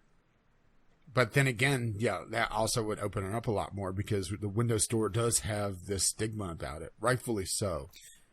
Actually, that's how Game Pass works on the Xbox. It's its own separate thing that launches, and it looks similar to the Xbox like storefront where you can buy digital games and stuff, but it's its own separate application that launches. So in theory, assuming that they keep the model, they could put it everywhere. Yeah, they could. That would be cool. I mean, it's just they have nothing to lose with this business model. And everything to gain. Or with this move. And everything to gain, yeah. And I think partnering with Valve to put more of their games on Steam is a good move for Microsoft, and a good boon for Steam, who has still basically done nothing in the face of Epic's skullduggery. Well, I think they realize that Epic can't keep this up forever. That yes, they have the Fortnite money, but the Fortnite money isn't infinite. Yeah, I mean, there's something to be said for sort of hunkering down and waiting out your opponent. And also, I think they may have also realized that Epic has kind of been hanging themselves. See the Epic fail sale. Yeah, that's true. So if Epic was, doing the shenanigans and, not being absolute idiots, it would be a lot more troubling. But the fact that they have a roadmap for very basic features like a shopping cart or even is a friends list included in the store or any social contacts? I know they in the Microsoft store. No, the Epic store. I know that they've outright said that they're not doing reviews at all, which is just mind-bogglingly dumb. The last time I checked, there wasn't a friends anything. No social stuff at all. Oh, no, wait, no. There is a friends list, actually. There is. Sorry, there's a friends list. Because I remembered I had to add Cube when we were playing Satisfactory. Oh, yeah, probably a hangover from Fortnite, right? Yeah. It's super basic. I mean, it's got nothing on Steam's friend. Considering Steam is and chat and stuff. Considering Steam is in the process of redoing everything as well. Yeah, which I mean, I'm actually a little shocked that Steam doesn't have some sort of presence, because they talked about redoing their store pretty recently, and they're talking about it rolling out before too long. Of course, this is Valve Town, but. They've redone their chat. They've launched a separate chat app. They went full Facebook, and they're splitting their presence into 3 apps, which I know is very scary for Gabe, but thankfully he doesn't have to be too involved in it. And they're making it so that the store app is more focused on just the store and account security, and kind of branching away the chat functionality to kind of lock down the store app, which is frustrating, yes, to have another icon, but do you really have that few icons on your phone? Do you not have phones? Sorry. Did you dropped out for a second? I didn't hear you. Do you not have phones? Oh. No, come on, we're talking E3. Of course we have to do that. Yeah, I saw, I think it was on Reddit, and it was a whole bunch of, like, just office phones sitting on a table, and someone had taken a thing and put that they were preparing for Diablo's release. I mean, it was like 20 phones sitting on a table. Yeah.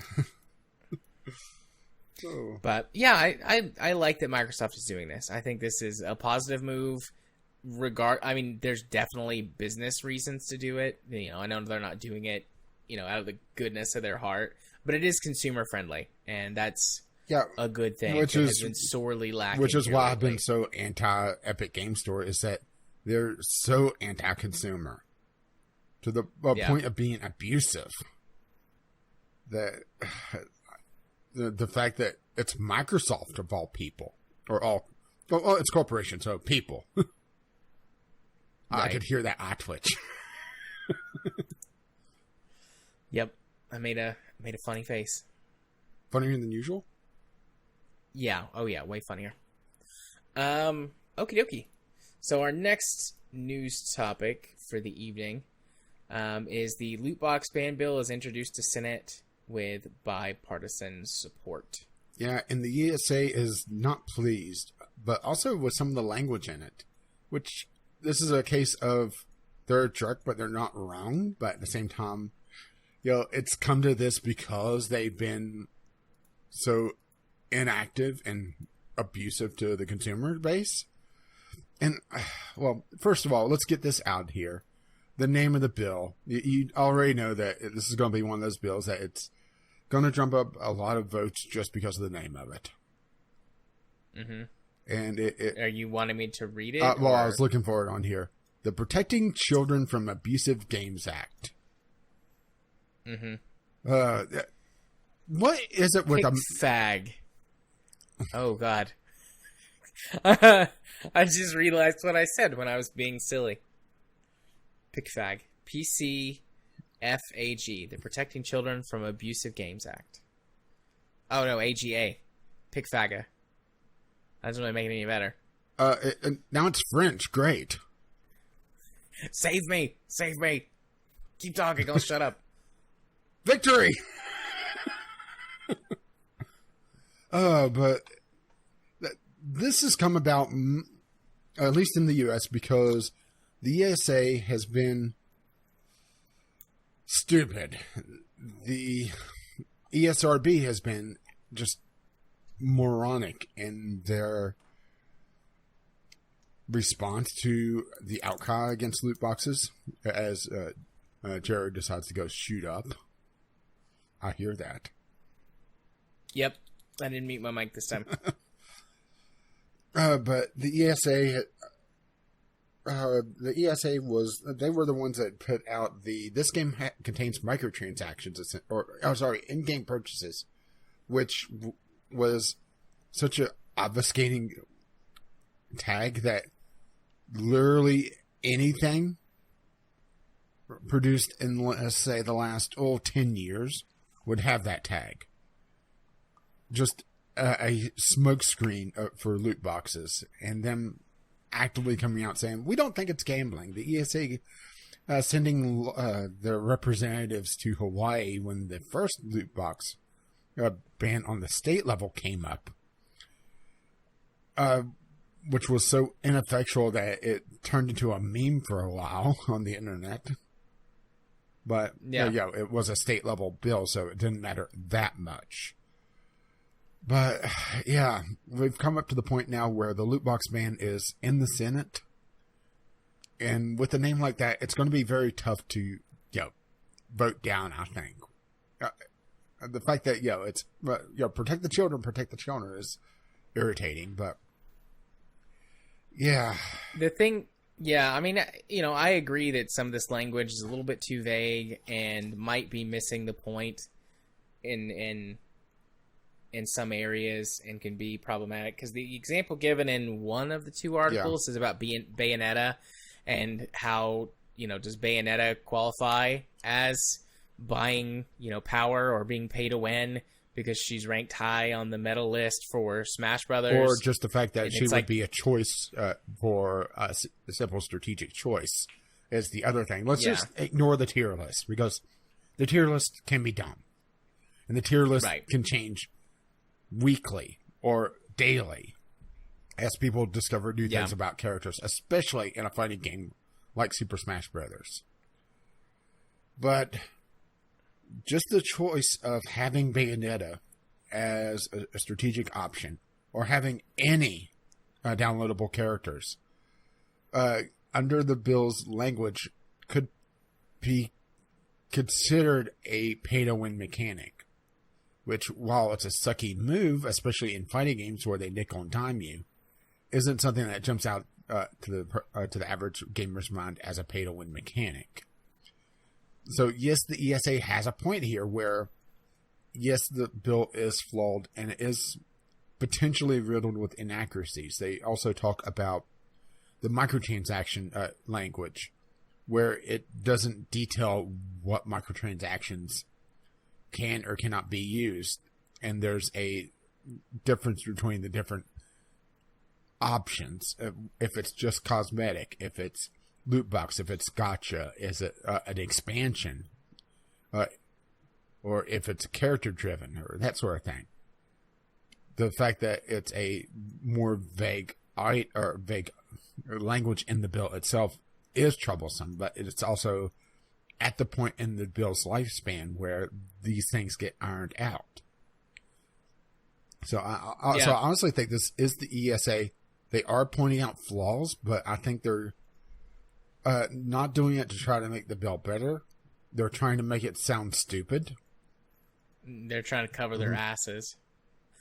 At this point, on the one hand, I kind of feel for them, because at the end of the day, it's better if the industry can self-regulate. We've had this conversation a bunch of times, but they have done they've done nothing. And in fact, they've done things that have made it more difficult to... Yeah, like I mentioned the tag from the ESRB.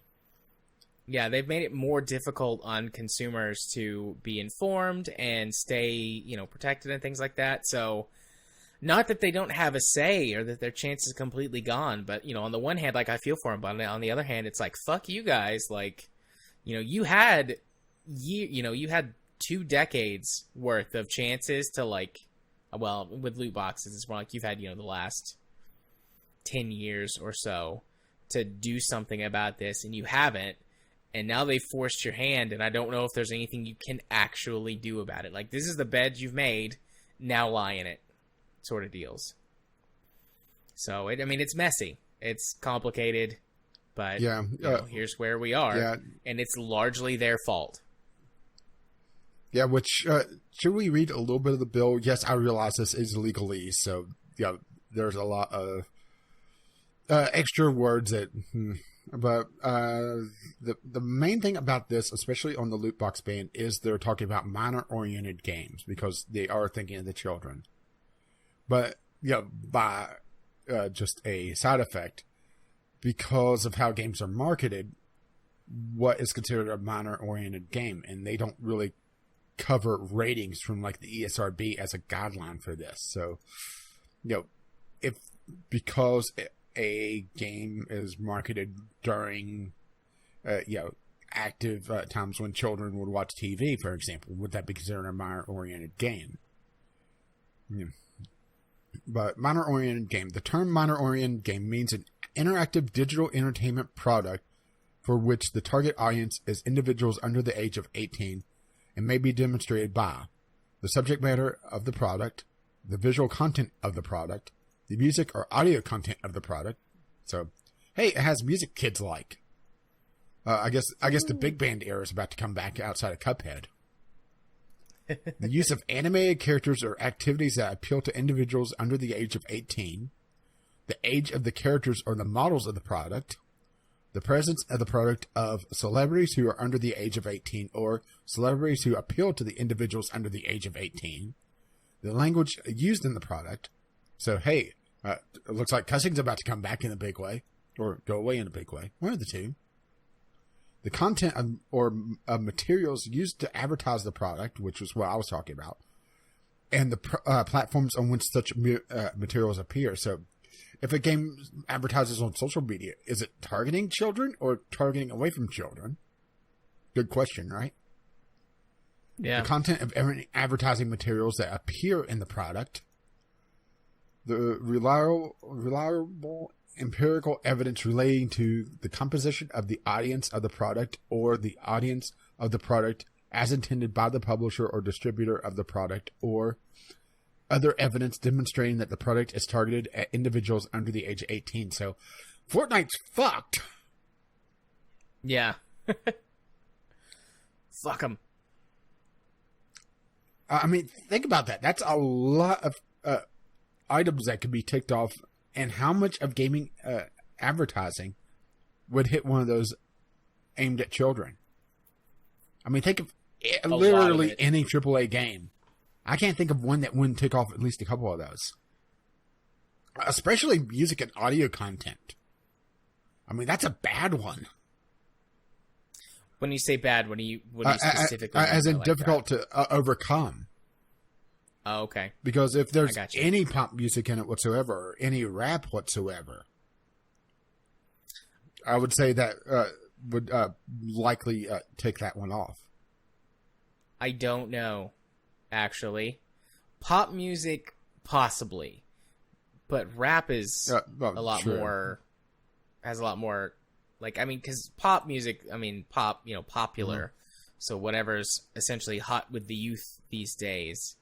But, I mean, even still, there's different pop music designed for different kids. Like, think about, like, One Direction versus, modern day Taylor Swift. Like, if someone's never heard Taylor Swift before, they're coming to her as, like, a 10-year-old kid. You do realize you're now. You're threatening to summon Biff, right? Sweet. I hope he shows up. But, Taylor Swift might not have the same appeal to children as she once did. Granted, that's an edge case that could probably go either way. But, there's lots of... Or what about any of the music that we're too old to know about? That's fair. But, I don't know. That one's pretty nebulous. Or also the other one is the celebrities who appeal to individuals under the age of 18. So, memes? If Nicolas Cage appears in a video game. I wonder how many kids know who Nicolas Cage really is. Yeah, outside of, the random memes, right? Yeah. But would that be enough that they could recognize him? Don't know. See, these are those questions that have to be legally defined at some point. Mm-hmm. Or answered from a legal standpoint. Does that mean we're going to have memes in the Supreme Court? Does the presence of Nicolas Cage and a Nicolas Cage meme in Borderlands 3 constitute it triggering this law? Honestly, I can't believe we haven't had memes in the Supreme Court already. I have no idea if it has or not, but that's a research project for another time. But moving along to the loot box language. Prohibition of pay-to-win microtransactions and sales of loot boxes and minor-oriented games. So we covered on the rather nebulous area of what a minor-oriented game is. Turns out it's all of them. Publishers who it is unlawful for a video game publisher to publish a minor-oriented game that includes pay-to-win microtransactions or loot boxes, or an update to an existing minor-oriented game. So that, hey, they're catching EA here. Mm-hmm. That would enable pay-to-win monetization or loot boxes in such games. Digital game distributors, it is unlawful for a game developer or distributor to distribute a minor-oriented game that includes pay-to-win microtransactions or loot boxes or update, blah, blah, blah. Same thing. So what are these? Pay-to-win microtransactions in general. The term pay-to-win microtransaction means an add-on action to an interactive digital entertainment product that, with respect to interactive digital entertainment product that, from the perspective of a reasonable user of the product, so here's some nebulous language to begin with, is a game offering a scoring system. Wait, games still have scoring systems? A set of goals to achieve, a set of rewards, or a sense of interactive progression through the product's content, including but not limited to narrative progression, eases a user's progression through, here's part one, uses a user progression through content otherwise available within the game without the purchase of such transaction. So it, a time skip essentially, or a timer reset, or timer removal, I should say, or the shortcut mechanics. Assist a user in accomplishing an achievement within the game that can otherwise be accomplished without the purchase of such transaction. Assist a user in receiving an award associated in the game that is otherwise available in the association of within the game without the purchase of such transaction, or permits a user to access content of the game that had previously been accessible to the user but has been made inaccessible after the expiration of a timer or a game or number of game attempts, or with respect to an interactive digital entertainment product that, from the perspective of a reasonable user of the product, is a game featuring competition with other users, provides a user with comparative advantage with respect of the game's comparative aspects over users who do not make such a transaction. Oh, what a word mouthful, huh? Yes, indeed. So, in other words, there's a lot of things that would trigger, wouldn't it? Yeah. A huge amount of games. I do see how the ESA can point at that and say, that's bad, yo. But at the same time, this is, the hammering out phase. The ESA would get a lot of respect from me if they came in and said, this is bad, this is how it should be worded, and work with the lawmakers, but they're not going to do that. No, not in any sort of productive way. And, but, pay-to-win microtransactions, do we need to go into that? I don't think so. Loot box. The term loot box means an add-on transaction to an interactive digital product that, in a randomized or partly randomized fashion, unlocks a feature of a product or adds or enhances the entertainment value of the product, or allows the user to make one or more additional add-on transactions that the user could not have made without making the first add-on transaction, and the content of which is unknown to the user until after the user has made the first add-on transaction. So, yeah, I definitely see how they could say that this covers a lot of options. But also, what exactly is enhancing the entertainment value of a product? Because that could fall under cosmetics as well. Yeah, I mean, that could be a lot of stuff. Anything that, enhances the entertainment value of the product.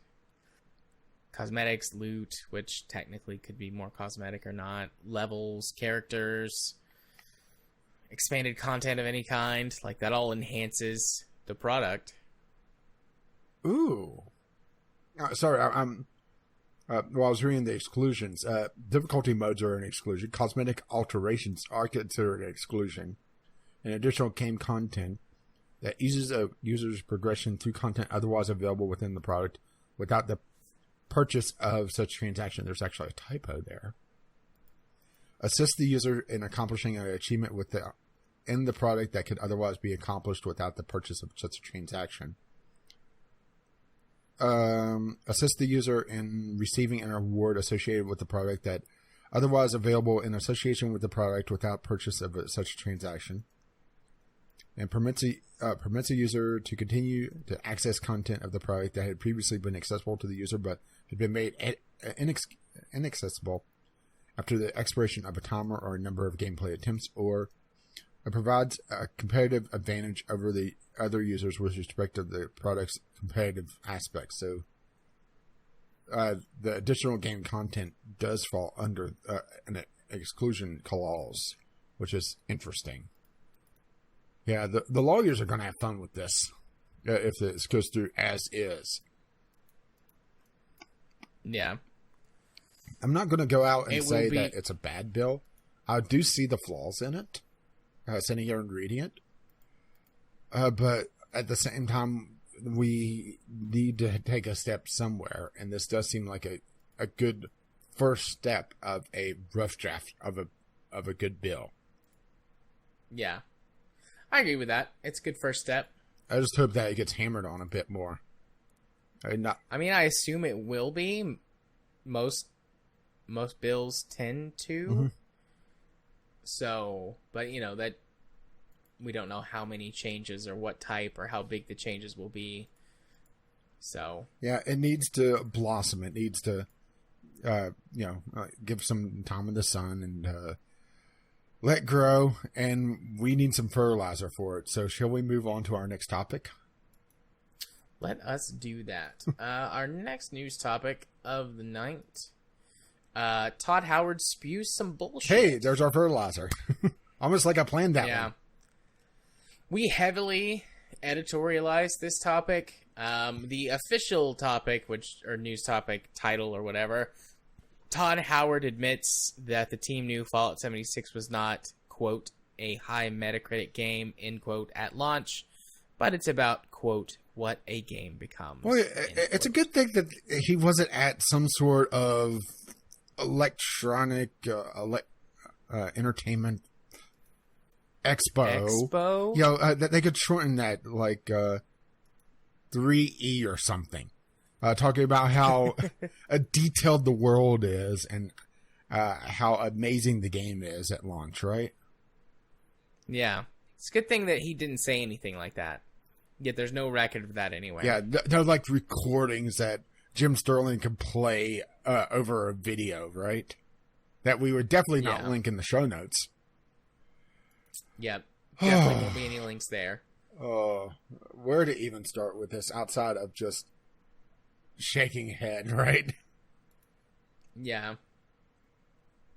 I didn't watch the whole interview. Me either. It's an hour and a half and some change. Like closer to an hour and 3/4. And it covers a lot of topics. And this is more laser focused on just Fallout 76 and the fact that they're following the industry trend of a launch doesn't matter in their eyes as long as they get the game out in a state. Not even a playable state in Fallout 76's case, it seems. And just fix it later. There was one portion in the Young Gav video that Jim Sterling didn't cover that he talked about how maybe they should have had a more open beta that was longer.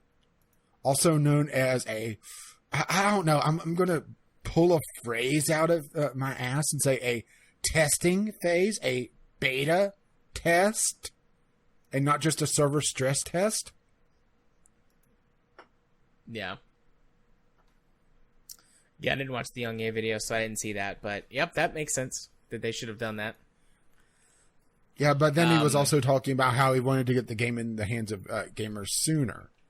So that kind of contradicts the whole idea of him wanting to test the game more. Yeah. I mean, this whole thing just came across as very disingenuous. The same old garbage we've seen from game executives a lot. Especially on the week coming up to E3 as well. Or sorry, 3E. I assume this is like sort of meant to try and like right at the very end, like sort of reset feelings on all of this. And I'm sure it will work for some people. Like I'm not, naive.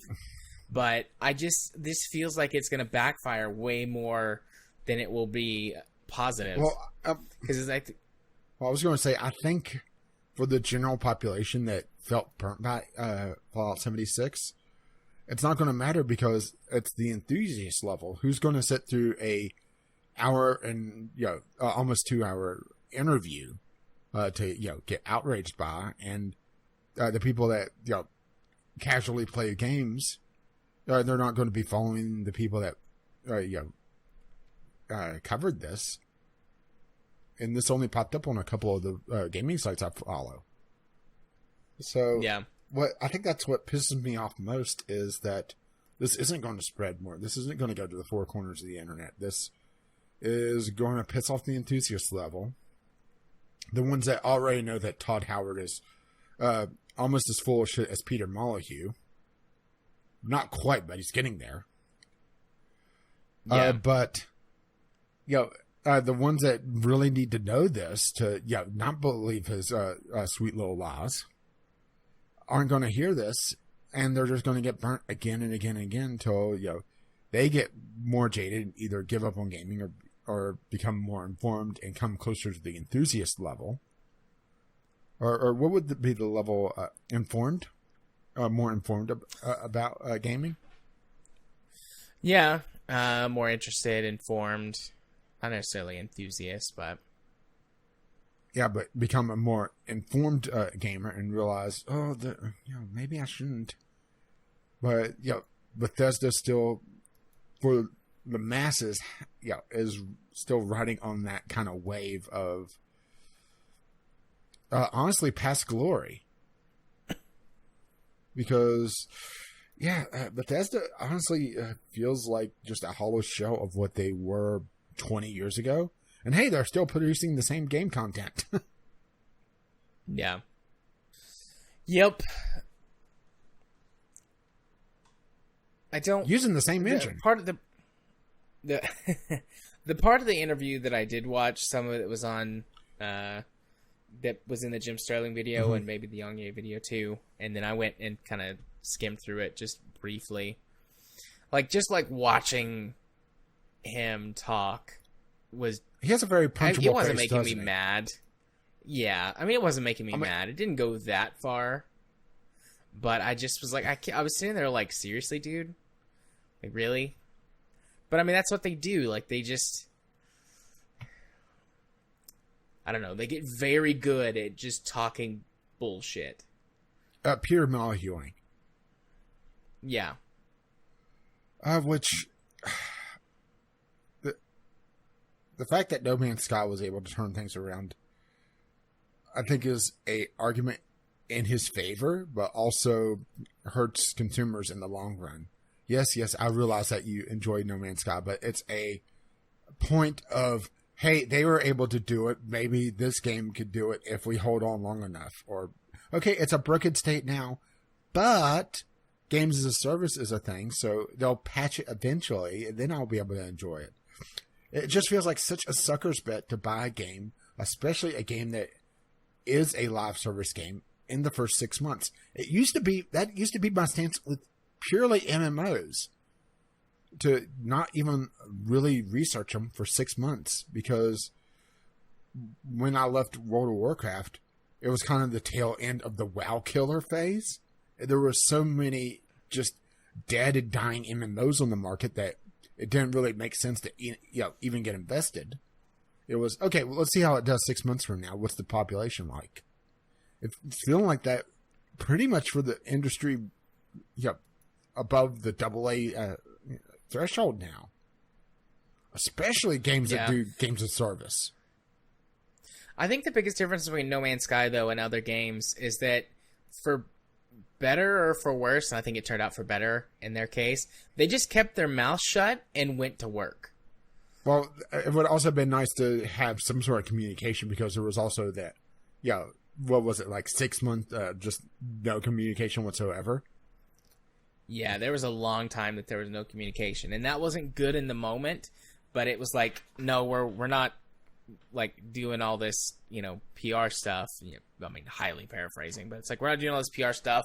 We're working. That was about the only statement that they made, is we're working on it. And then they started releasing the updates and the expansions and, the additional content. I mean, there's definitely an argument for and against No Man's Sky as a precedent for this.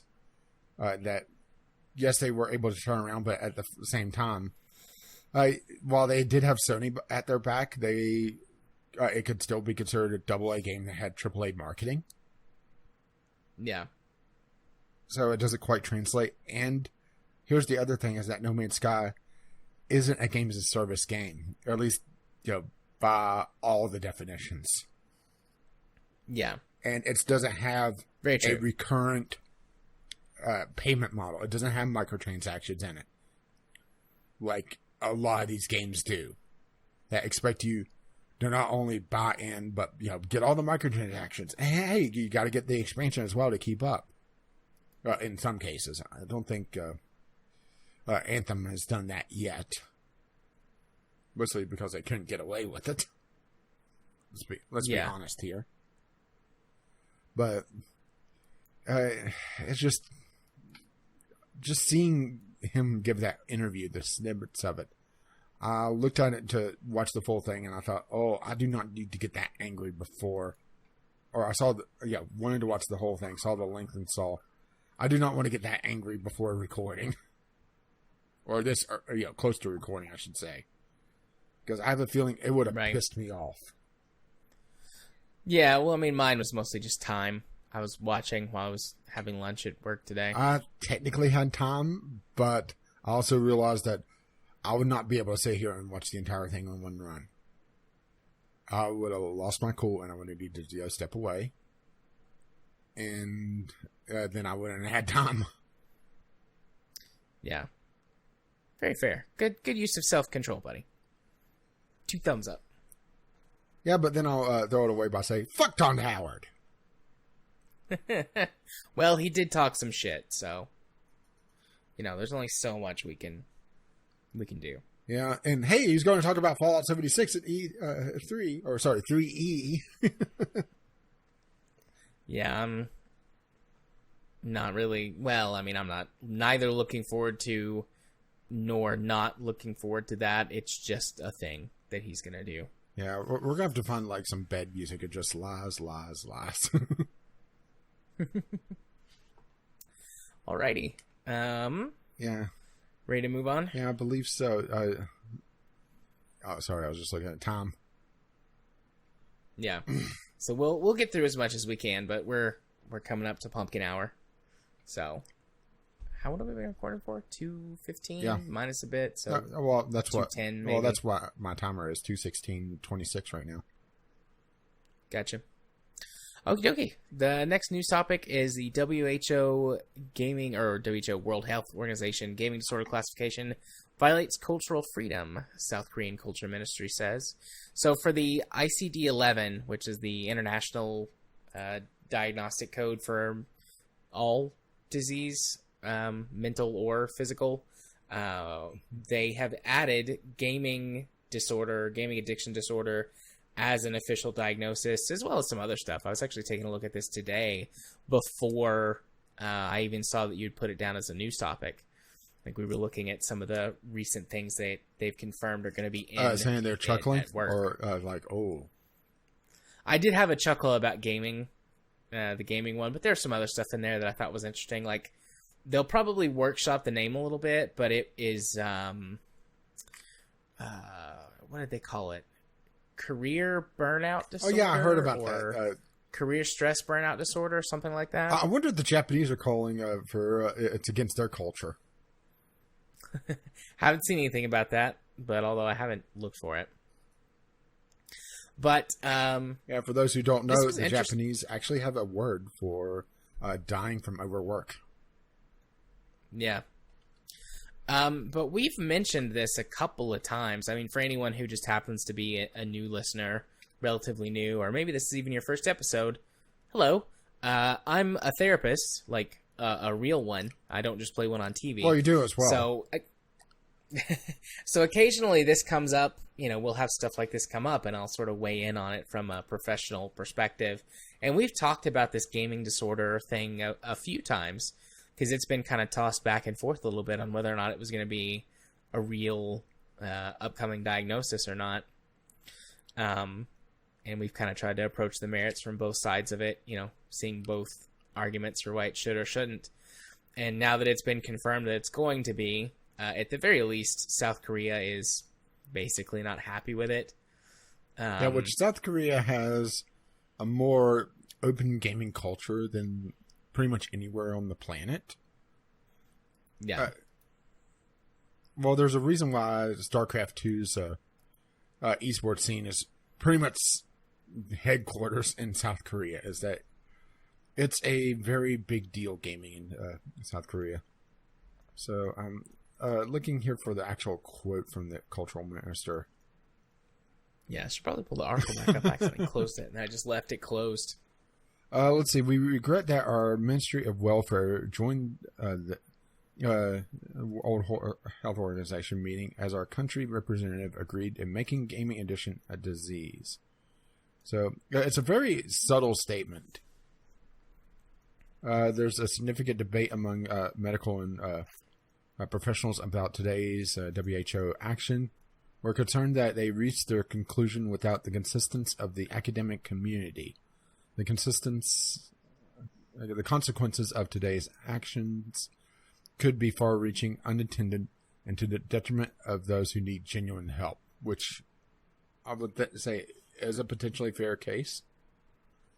And from the sounds of it, based on a few YouTubers that's taken the test for the WHO, to be fair, this is a self-sampling survey, right? Or self-sampling study, I guess, in this case. A self-reporting study.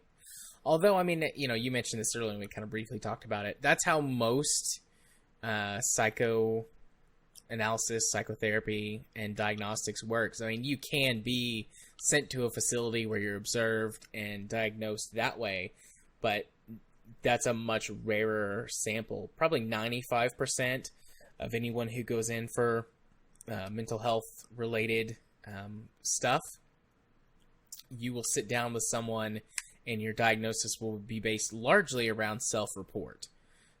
For some things like schizophrenia, manic episodes, which are brought on as part of bipolar, there's some like really specific stuff. I won't get too off in the weeds, but there are certain things that symptoms present, and it's like, okay, that's a symptom. It probably means this thing or that thing.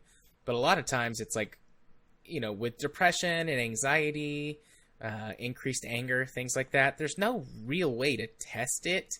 Like, I can't get a blood sample and tell you, yes, your depression level is, XYZ. I like to see you try to take a blood sample. You'll get a blood sample. It may not be mine. Wink.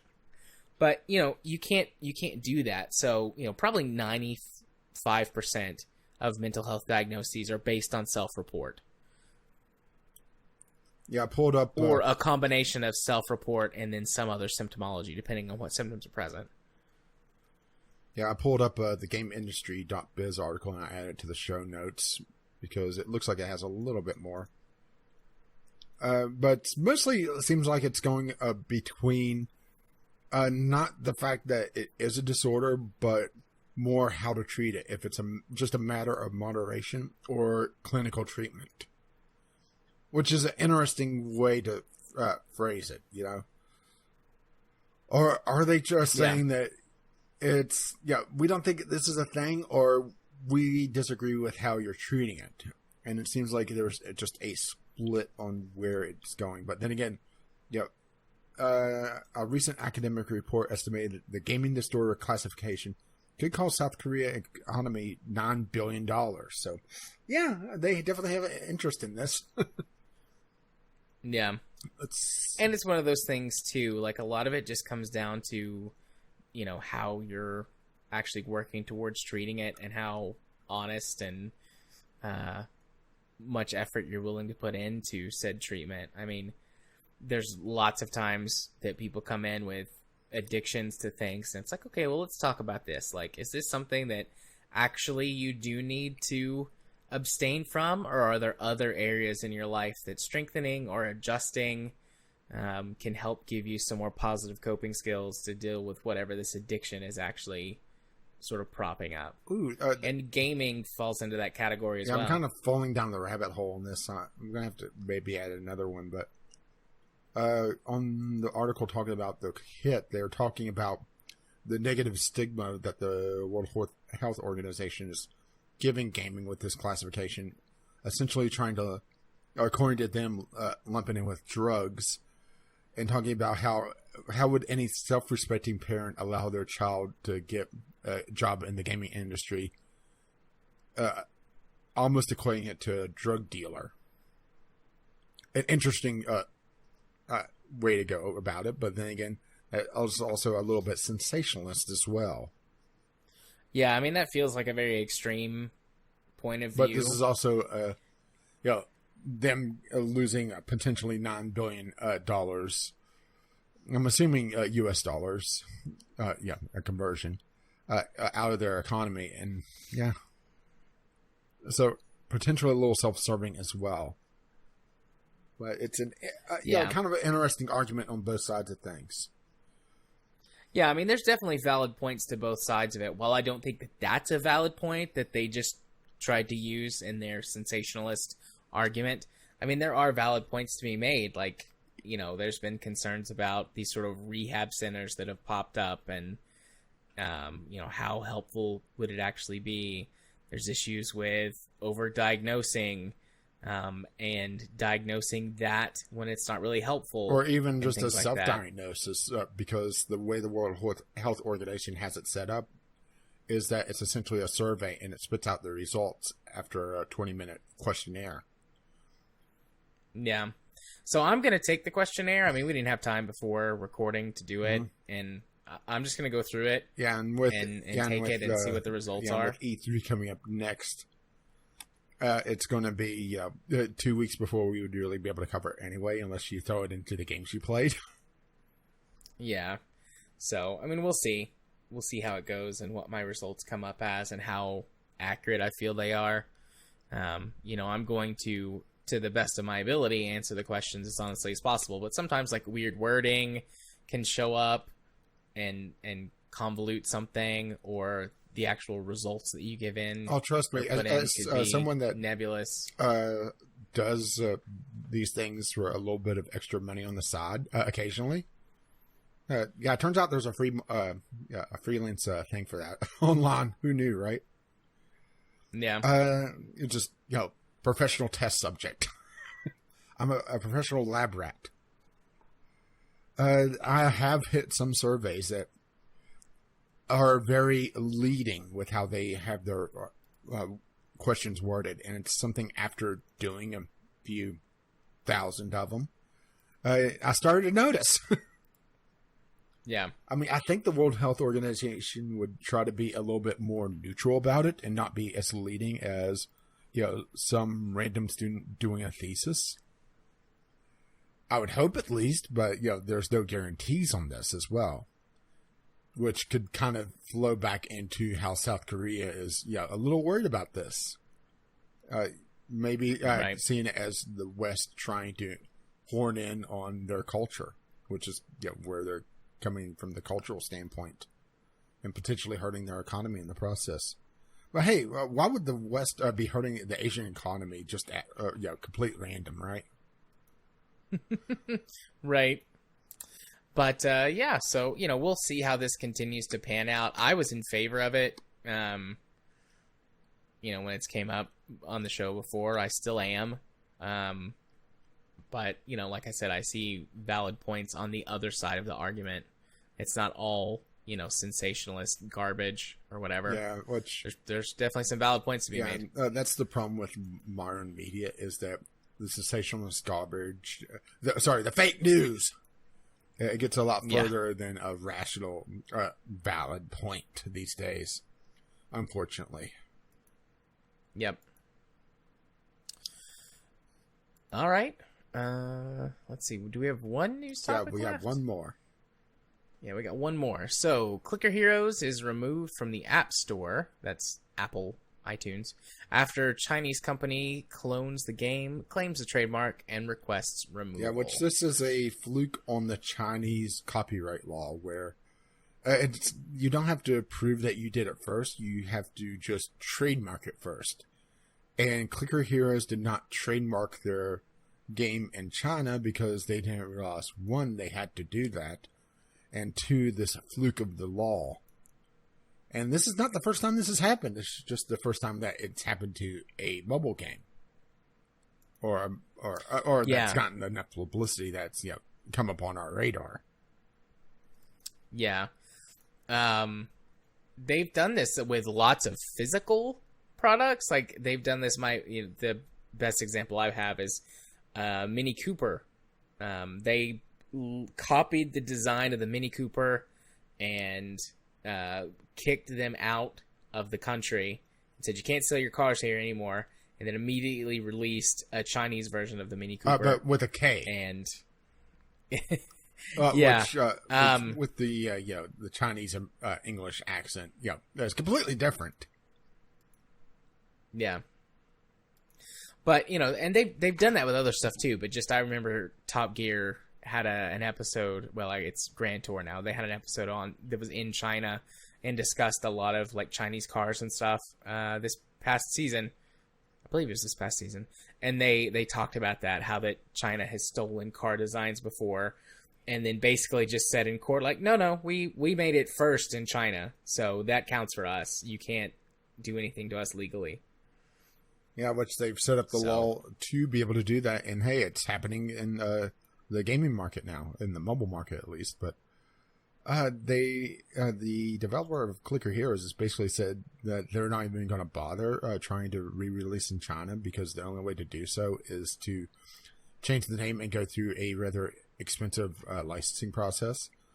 And also to launch a game in China, you actually have to have it locally published through a third party, essentially.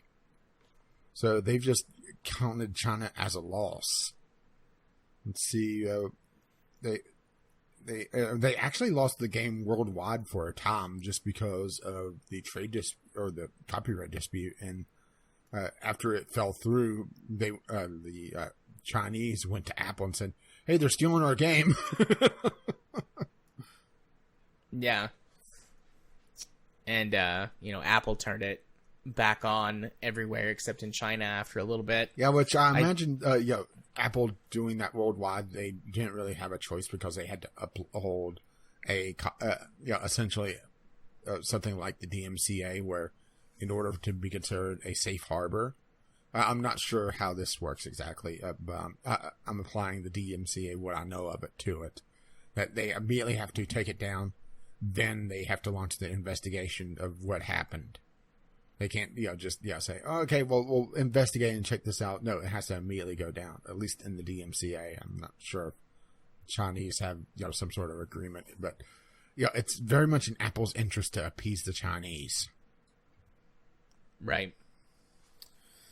I mean, China's a massive market for any product if you can get in there. Well, it's the biggest market.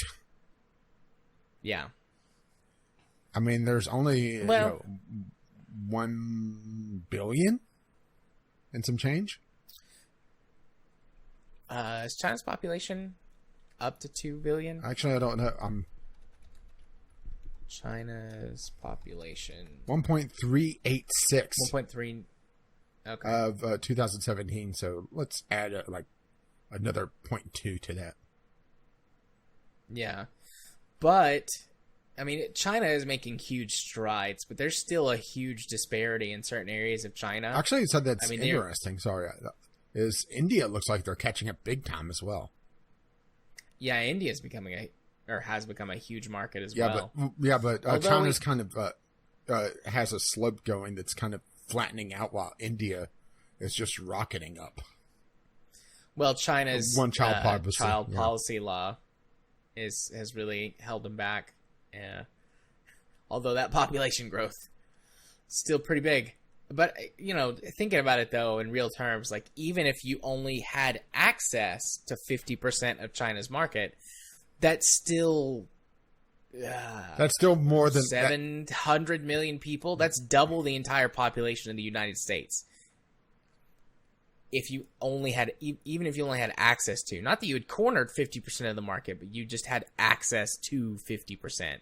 That's still twice the U.S. population. So never mind. What I said was dumb. I'm on a roll this week with dumb stuff that I've said. Hardly surprising. I mean, the U.S. population is less than a quarter. 23.49% to be exact, as of 2017. So the fact that companies are shifting to more focus on China and appeasing Chinese law, even though Chinese law is, well, let's be honest, it's stacked towards to favor the Chinese because that's how it's always been for them. Yeah. It's not exactly surprising. But it really sucks that any game that's even having a modicum of success have to deal with all these added hoops now because China could just steal it and take down the original game worldwide for a time. Yeah, that's seems like way too much power there with that, or way too much ability to do something like that. Mm-hmm. I don't know exactly the right way to say it, but I think I know. Like, that seems like an extreme overreach. It is China, though, so. Yeah, I just have to wonder, how long can China just abuse that, though, without having some sort of, I don't know, tariff put on them or something. Sorry.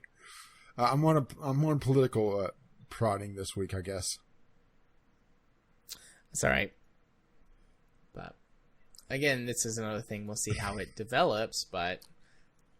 I think, this is also one of those things that we don't really have a lot of knowledge of Chinese law, and I'm trying to put allegories that really don't fit because the Chinese law. Well, we talked about the Chinese culture before, where they have an emphasis of winning no matter what, and that's why there's so many hackers out of China. It's not just sheer numbers, and 1% of 1.3 billion is still a lot of people.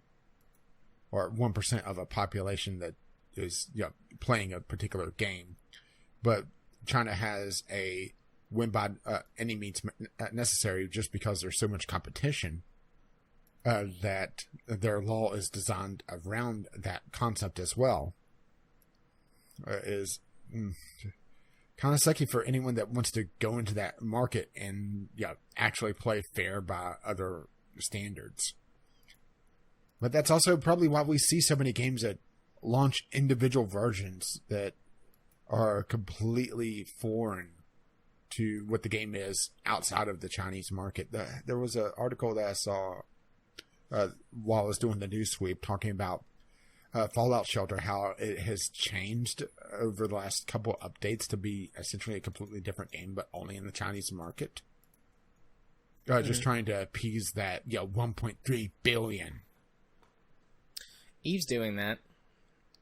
They're launching a completely different version of the game in the Chinese market on mobile devices. I remember WoW for quite a while. They had a completely separate launcher, and the Wrath of the Lich King expansion was delayed by like a year and some change, just because of how Chinese culture views the dead, and especially skeletons, as disrespectful, that they had to redo a lot of modeling. They had to essentially take all the skulls off things, which meant, I think, pretty much a complete redesign of the Lich King. Yep, that would do it. It's going to be interesting to see where things go as China becomes a more world power and as India is kind of challenging them. Because India has its own restrictive cultures or cultural norms as well, but not nearly as much as China does. I know even less about Indian culture than I know about Chinese culture. I only know a couple of things, but I don't really want to go on the record for them, just in case, Right. I know a little bit about Chinese culture just because the two Chinese exchange students that lived with my in-laws for so long and that we still keep up with and still see at like Christmas and stuff like that. So, I mean, I've asked them lots of questions about China and Chinese culture, but it's still kind of a narrow perspective because they're both like early 20-something women who come from roughly the same sort of economic background and stuff. So, well, I go to the Asian market occasionally. Yes. I have a container of Chinese 5-spice. But I'm joking. I do understand a few of the things, and I've read up on it a little bit. But I do know that there's certain restrictions that you just can't do in China. The news was talking about the Dominican Square massacre, and how the Chinese have completely suppressed knowledge of that in mainstream China. So, hey, if you have a game talking about historical events of the last 30 or so years, you're going to have trouble, right? Yeah. Boy, that got on a downer, didn't it? It did. It did. That's okay. Anytime political stuff comes up, it's pretty much a downer, honestly. Yeah, I'm sorry I've been prodding you too much. Nah, it's okay. I'll be more gentle. Thanks, I appreciate that. So I suppose the next thing, if we're quick, we can get through Discovery Queue. Yeah, let's go Discovery Queue. And then wrap up. I didn't have one last week, but we don't have much in Community Corner outside of no game night next week because Jared needs to catch up on his E3 stuff to have hopefully an extravaganza. But if you used to contribute on the VGL Community Corner, you can do so. VGL Podcast at gmail.com or VGL Podcast on the Twitter. And now hit our theme music. Indeed. And I got one immediately once again. I did too this week. And went to copy and paste, but I still had a copy of the other article. I got Void Bastards. Oh, you bastard. I got Void Bastards. All right, keep going. Void Bastards, inspired by BioShock and System Shock, Void Bastards is a revolutionary new strategy shooter that will test your wits as well as exercise your aim. So, a first-person shooter has a very, very Borderlands look to it, but I think it's just the art style that they've gone for. A very comic book-esque art style, not as strong a cell shading. Yeah, I agree with that. I definitely can see some of the System Shock roots to this, especially in how the ships are laid out. It's a very interesting looking game, and I'm just kind of padding while you search. Or do you have a comment on this since you saw this as well? It looks like it has. It looks like it has some secondary ways to deal with things. So it's more stealth based as well, or options for stealth with additional options to take care of enemies, which is always a nice thing to see. Too often these first-person games, they tend to be just either straight-up shoot 'em ups or straight-up stealth. But it looks like this is a interesting mixture of the two. But you were saying? Yeah, I mean, I don't really have too much to add. I saw Jim Sterling did a Jim Impressions video on it. I didn't see that. And he generally liked it, and I liked the look of it, and just everything about it, the look, the feel, the Borderlands-esque cell shading art style. Because, I mean, that reminded me of that immediately. At first, I thought it was like a Borderlands thing, like, you know, an expansion, a side project, something. But then I realized. Yeah, but it turns out I'm the Void Bastard. So, yeah. So, I mean, I'm very interested in that. Yeah, me as well, obviously. So, do you have another one? Nope. Okay, so how about some Conan the Barbarian? Conan Unconquered. Essentially Stronghold mixed with Conan with some extra city building aspects thrown in as well from the looks of it. Build your stronghold and assemble an unconquerable army to survive the savage hordes. It's mixed reviews, but it doesn't have that many reviews, but it's sitting at 68%. In this real-time strategy survival game set in the world of Conan the Barbarian, developed by Command & Conquer veterans. So, I just got your attention, huh? Petroglyph. Yeah. Who have... they did Grey Goo, so that was actually a decent game. I didn't get to play much of it. I liked Grey Goo. So this is from the same developer. Sweet. I'm interested. Grey Goo, Star Wars Empire at War. I really liked Empire at War. I'm kind of selling you on this now. It has a definite, Age of Empires look to it. But I think that may just be the more sort of exaggerated art style. And since it's Conan the Barbarian, it's kind of in that, not medieval, but I'm blanking on the proper name of the term now. But you know what I'm talking about? That sort of a time period? Yeah. Sort of around Roman time with the... I'm blanking on the proper terminology here, but it definitely looks like it could be an Age of Empires game with a mixed with Stronghold, which there's not enough games, in my opinion, that have a Stronghold feel to them, where you're building up your essentially you're turtling up. Yeah, I do like to turtle.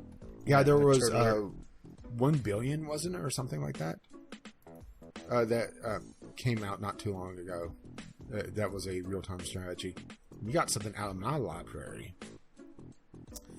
Spellforce 3 Soul Harvest. No, you mispronounced it. It's Soul. No, Soul Harvest. So the Spellforce series has been a game series I've been intrigued in for a long time. On Steam, I have Spellforce 2 Demons of the Past. That was one of the early games I got for review way back when I was doing game reviews.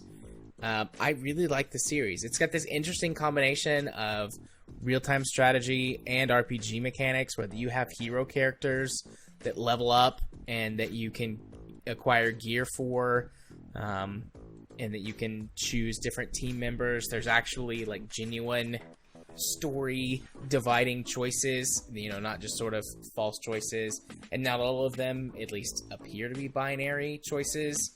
There's some nuance to it. There's an interesting magic system that you can utilize if you're controlling your heroes in a more sort of isometric or top-down style versus when they're in an RTS mode. Spellforce 2 was an excellent game. I've since played the original Spellforce, and then there's one of those sort of sequel things or spin-offs that has the same sort of mechanics and stuff in it, but it's not a numbered sequel. I've enjoyed every one of them that I've played, and I didn't know that this was coming out. Yeah, I got review code I'm of interested. it last week. I'm not sure if it's a direct sequel or not, if it has into the story or not. I hadn't gotten a chance to play it, and because I hurt my thumb, I didn't want to worry about a strategy game. Yeah. The only thing that I never really cared for is this game series hasn't had great voice acting. The ones that have had voices, and beyond just the cutscenes and stuff. Voice acting is not great, but that's something that I can sort of deal with and overlook. So good games. I have thoroughly enjoyed the ones that I've played previously. So, and then, this is only $25, and this game just came out the 28th. So, the fact that that's its price makes me happy. So I'm up. Yeah. The Twain. Wait, I've got a lot of trains today. Yes, we're very proud of you. I'm just waiting for it to pass. See, this one's a lot louder. It is louder. Okay, I think it's passing now, but I think it's good enough. So, Gato Roboto, Mr. Roboto. So, a Metroidvania game where you're a cat exploring a spaceship in an armored mech. This is published by Devolver Digital, so things are going to get weird. But it has an interesting aesthetic to it. It's a original Game Boy look to it. A little bit crisper in the wrong color scheme, but to be honest, the original Game Boy games were black and white. It's just they were on a green screen or a green filter.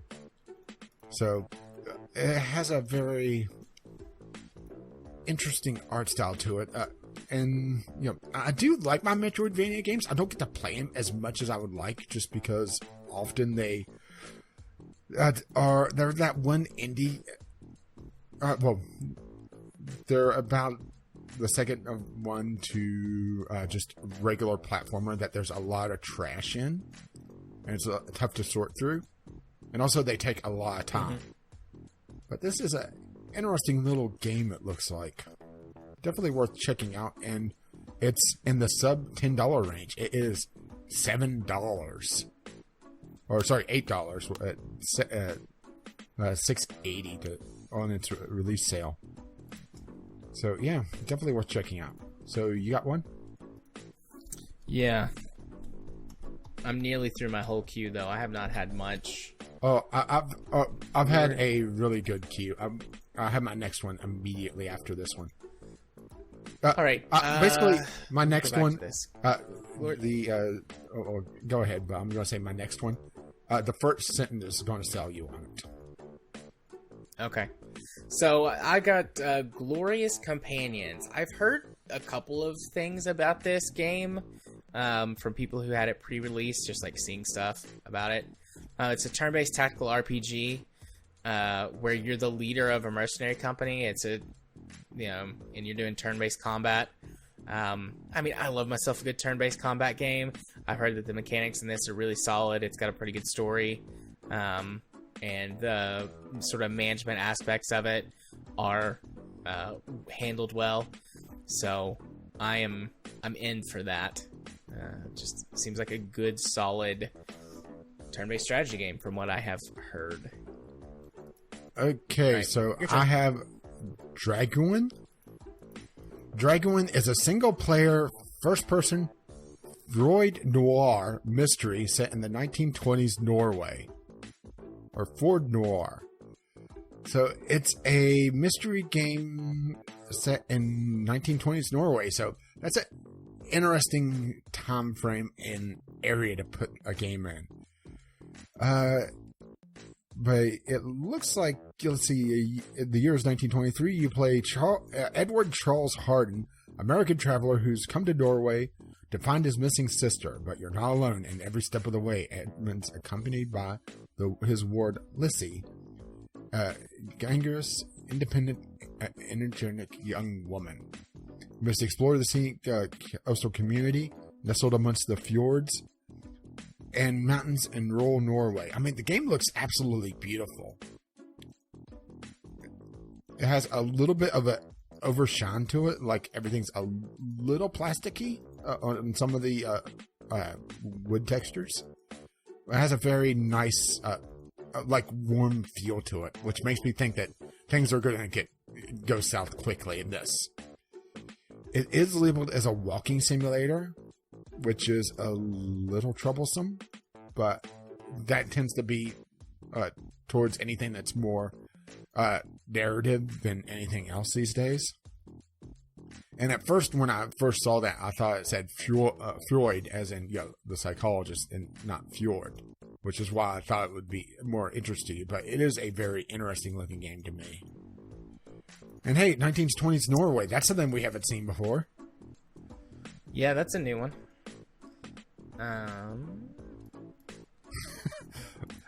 It keeps giving me this. No, ignore. I do not want Elder Scrolls again. Oh dear God. All right, that's just porn. 2 games. That's porn that you've sent me, actually. Is it? The Naughty Maid one. Oh yeah. I think I had that one last time we did a queue. Interesting. I'm looking at one. It's a VR game, so I'm going to pass on it. But it's from the co-creator of Rick and Morty. That's one thing, the fandom of Rick and Morty's kind of put me off from ever wanting to watch that show. They get a little bit much. Yeah, I've never been interested in Rick and Morty. Yeah, I'm clicking through. Roguelite deck building game? Why not, right? And then I click off it accidentally. Whoops. Come on. So, Neoverse. Sounds like a Neopets knockoff, doesn't it? Or a weird Matrix. Neoverse is a beautiful, fantastic game consisting of adventures with thrilling challenges. Well, sold, right? So, deck building roguelite. I mean, it looks interesting, but it's one of those things that deck building games is more gameplay focused. I am a little concerned about the Chinese it looks like in this. Or at least the kanji, which, yeah. Especially since it's an $18 game, which is also a weird number, isn't it? Maybe it's a conversion. Yeah, that's what I was thinking. Let's see. It's not as good as Slay the Spire. Way too easy and too slow. Deck building is very restrictive, according to one of the negative reviews. There's a lot of reviews, but there's a lot of them are in kind of semi-broken English, which it's hard to tell if that's fake or not these days, right? I mean, it's worth checking out if you've played Slay the Spire to death and you want an early access title. Let's see. Don't mind me. Now's the moment I've chosen to eat my apple. Dioverse is already ready to launch. Well, there wasn't an early access, right? So that you can access it early, but still pay money. But then they're not held responsible for issues because it's an early access. Hang on, I want to go check this on the visual novel database, but I found a visual novel that doesn't look like immediate shit. So, even though it has a title that's a little troublesome. Sangurini, Love Triangle Trouble, which, like I said, it sounds a little troublesome. So I'm heading to the visual novel database to see what is up with this. So don't mind me. Go check it out. Let's see. It's ranked in a medium visual novel at the 10 to 30 hour range. Hey, it has incest, so there you go, right? I almost choked on a bite of my apple when you said, hey, there's incest. There you go, right? Should I go look for a new co-host? No, I lived. I got it. I swallowed my apple. It's a really big apple. It's not very good. I'm glad I've got peanut butter. Something to make it sweet. But yeah, it looks like it's make it better. The reason why I went to the visual novel database is that it gives me more information on exactly what's going on. It looks like it's a comedic, almost satire of the love triangle trope in visual novels and anime, which is interesting. It does have some naughty content, so that will interest Jared. Yeah, there is, like I said, there is an incest storyline in it, but it looks like it's a choice of storyline. It's not a kinetic novel like our last game club was. So, hey, choice that matters, right? Yeah, multiple endings, and it has some cutscenes that have a chibi-like art style or some sort of super deformed art style. Overall, art-wise, looks fairly decent. Yeah, there's the chibi art style. Art-wise, looks pretty decent. It looks like it's being fairly well received. It looks like it's a fully featured visual novel with some semi-decent voice acting, which is kind of a rarity for Steam. There's plenty of immature pervy humor, according to one of the reviewers. Some of them are saying that the characters are kind of knockoff, so that kind of lends itself to it being a satire game, which, that's fine, right? But, yeah, interesting. It looks like it's not immediate trash. And it's actually rated in the 8s and 9s. So, yeah, there you go. Oh, here we go. And you don't have this one. So, hey, I got another one on the list. I make myself work so hard on my show notes. Sonic Team Racing. It's Sonic. It's racing. It's a team. There's a focus on team gameplay this time around with some sort of tag mechanic, if I recall correctly. With a cooperative gameplay element with either AI or human players. It does if memory serves, they are trying to do more of a balanced storyline or a balanced single-player mode. The original Sonic Racing Transformed, it kind of peaked out in the late game where the challenges started getting so difficult it was very hard to progress in single-player. So, yeah. And my last game looks like trash, so I'll skip that. So, hey, I'm through my queue. Only added a half of it. No, bad queue this week then. Yeah, really. Yeah, maybe I should have installed Void Bastards from you. Well, that's okay. I am 3/4 of the way through this apple. It's a very large apple. I've also been eating it slowly so as to not be too loud. I've muted a couple of times, but... Oh, yeah, eat it. If I needed to talk. But that means it's time for me to say, hey, Rage, hit it with the socials. So that means I scroll all the way back up at the top while I say, once again, you could reach us at Vgl Podcast on Twitter, or you could email us, Vgl Podcast, with your letters, voicemails, and gaming-related topics. Just want to throw in that once again to try to emphasize, hey, send us some stuff. Before I say, I've been Caffeine Rage. You can find me on YouTube, Gaming with Caffeine Rage. You can find me on the Twitter, Gaming with CR, where I tweet Deadpool gifs when I cut my finger. Or you can find me maybe someday on Twitch, twitch.tv/caffeine_rage. And you have been... Gaming Psychologist, whom you can find over on YouTube by searching for Gaming Psychologist. You can find me on Twitter at JMA4707. And you can bring my friend on Steam by sending a friend request to JR34707. And if you wish to let them know exactly what episode of the podcast you're coming from, the password for this week is Hornswoggle. Hornswoggle. Nice. Yeah, I went back into my list of words for that one. Yeah, can you guess who I was thinking of? No. Hornswoggle? Really? Really? Get the better of I recognize someone by cheating or deception. Oh, okay. You were thinking the wrestler, weren't you? I didn't know there was a wrestler named Hornswoggler. So yeah, he was back in the Attitude Era of back when it was the WWF. He was a leprechaun. He was a midget. Well, that's interesting. Matter of fact, if you Google Hornswoggle, you get quite a few leprechaun midget wrestler photos. I will have to look that up later. He was actually a tag team champion at some point. Oh, look, he's hugging Vince McMahon. He gives Vince McMahon a better angle to shove the knife on his back, right?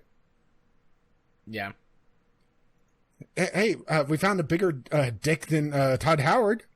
Vince McMahon. The biggest dick of them all. So, back to the outro. Yes, please. Let's see. Our Patreon, patreon.com/VGL Podcast, helps pay for this absolute madness.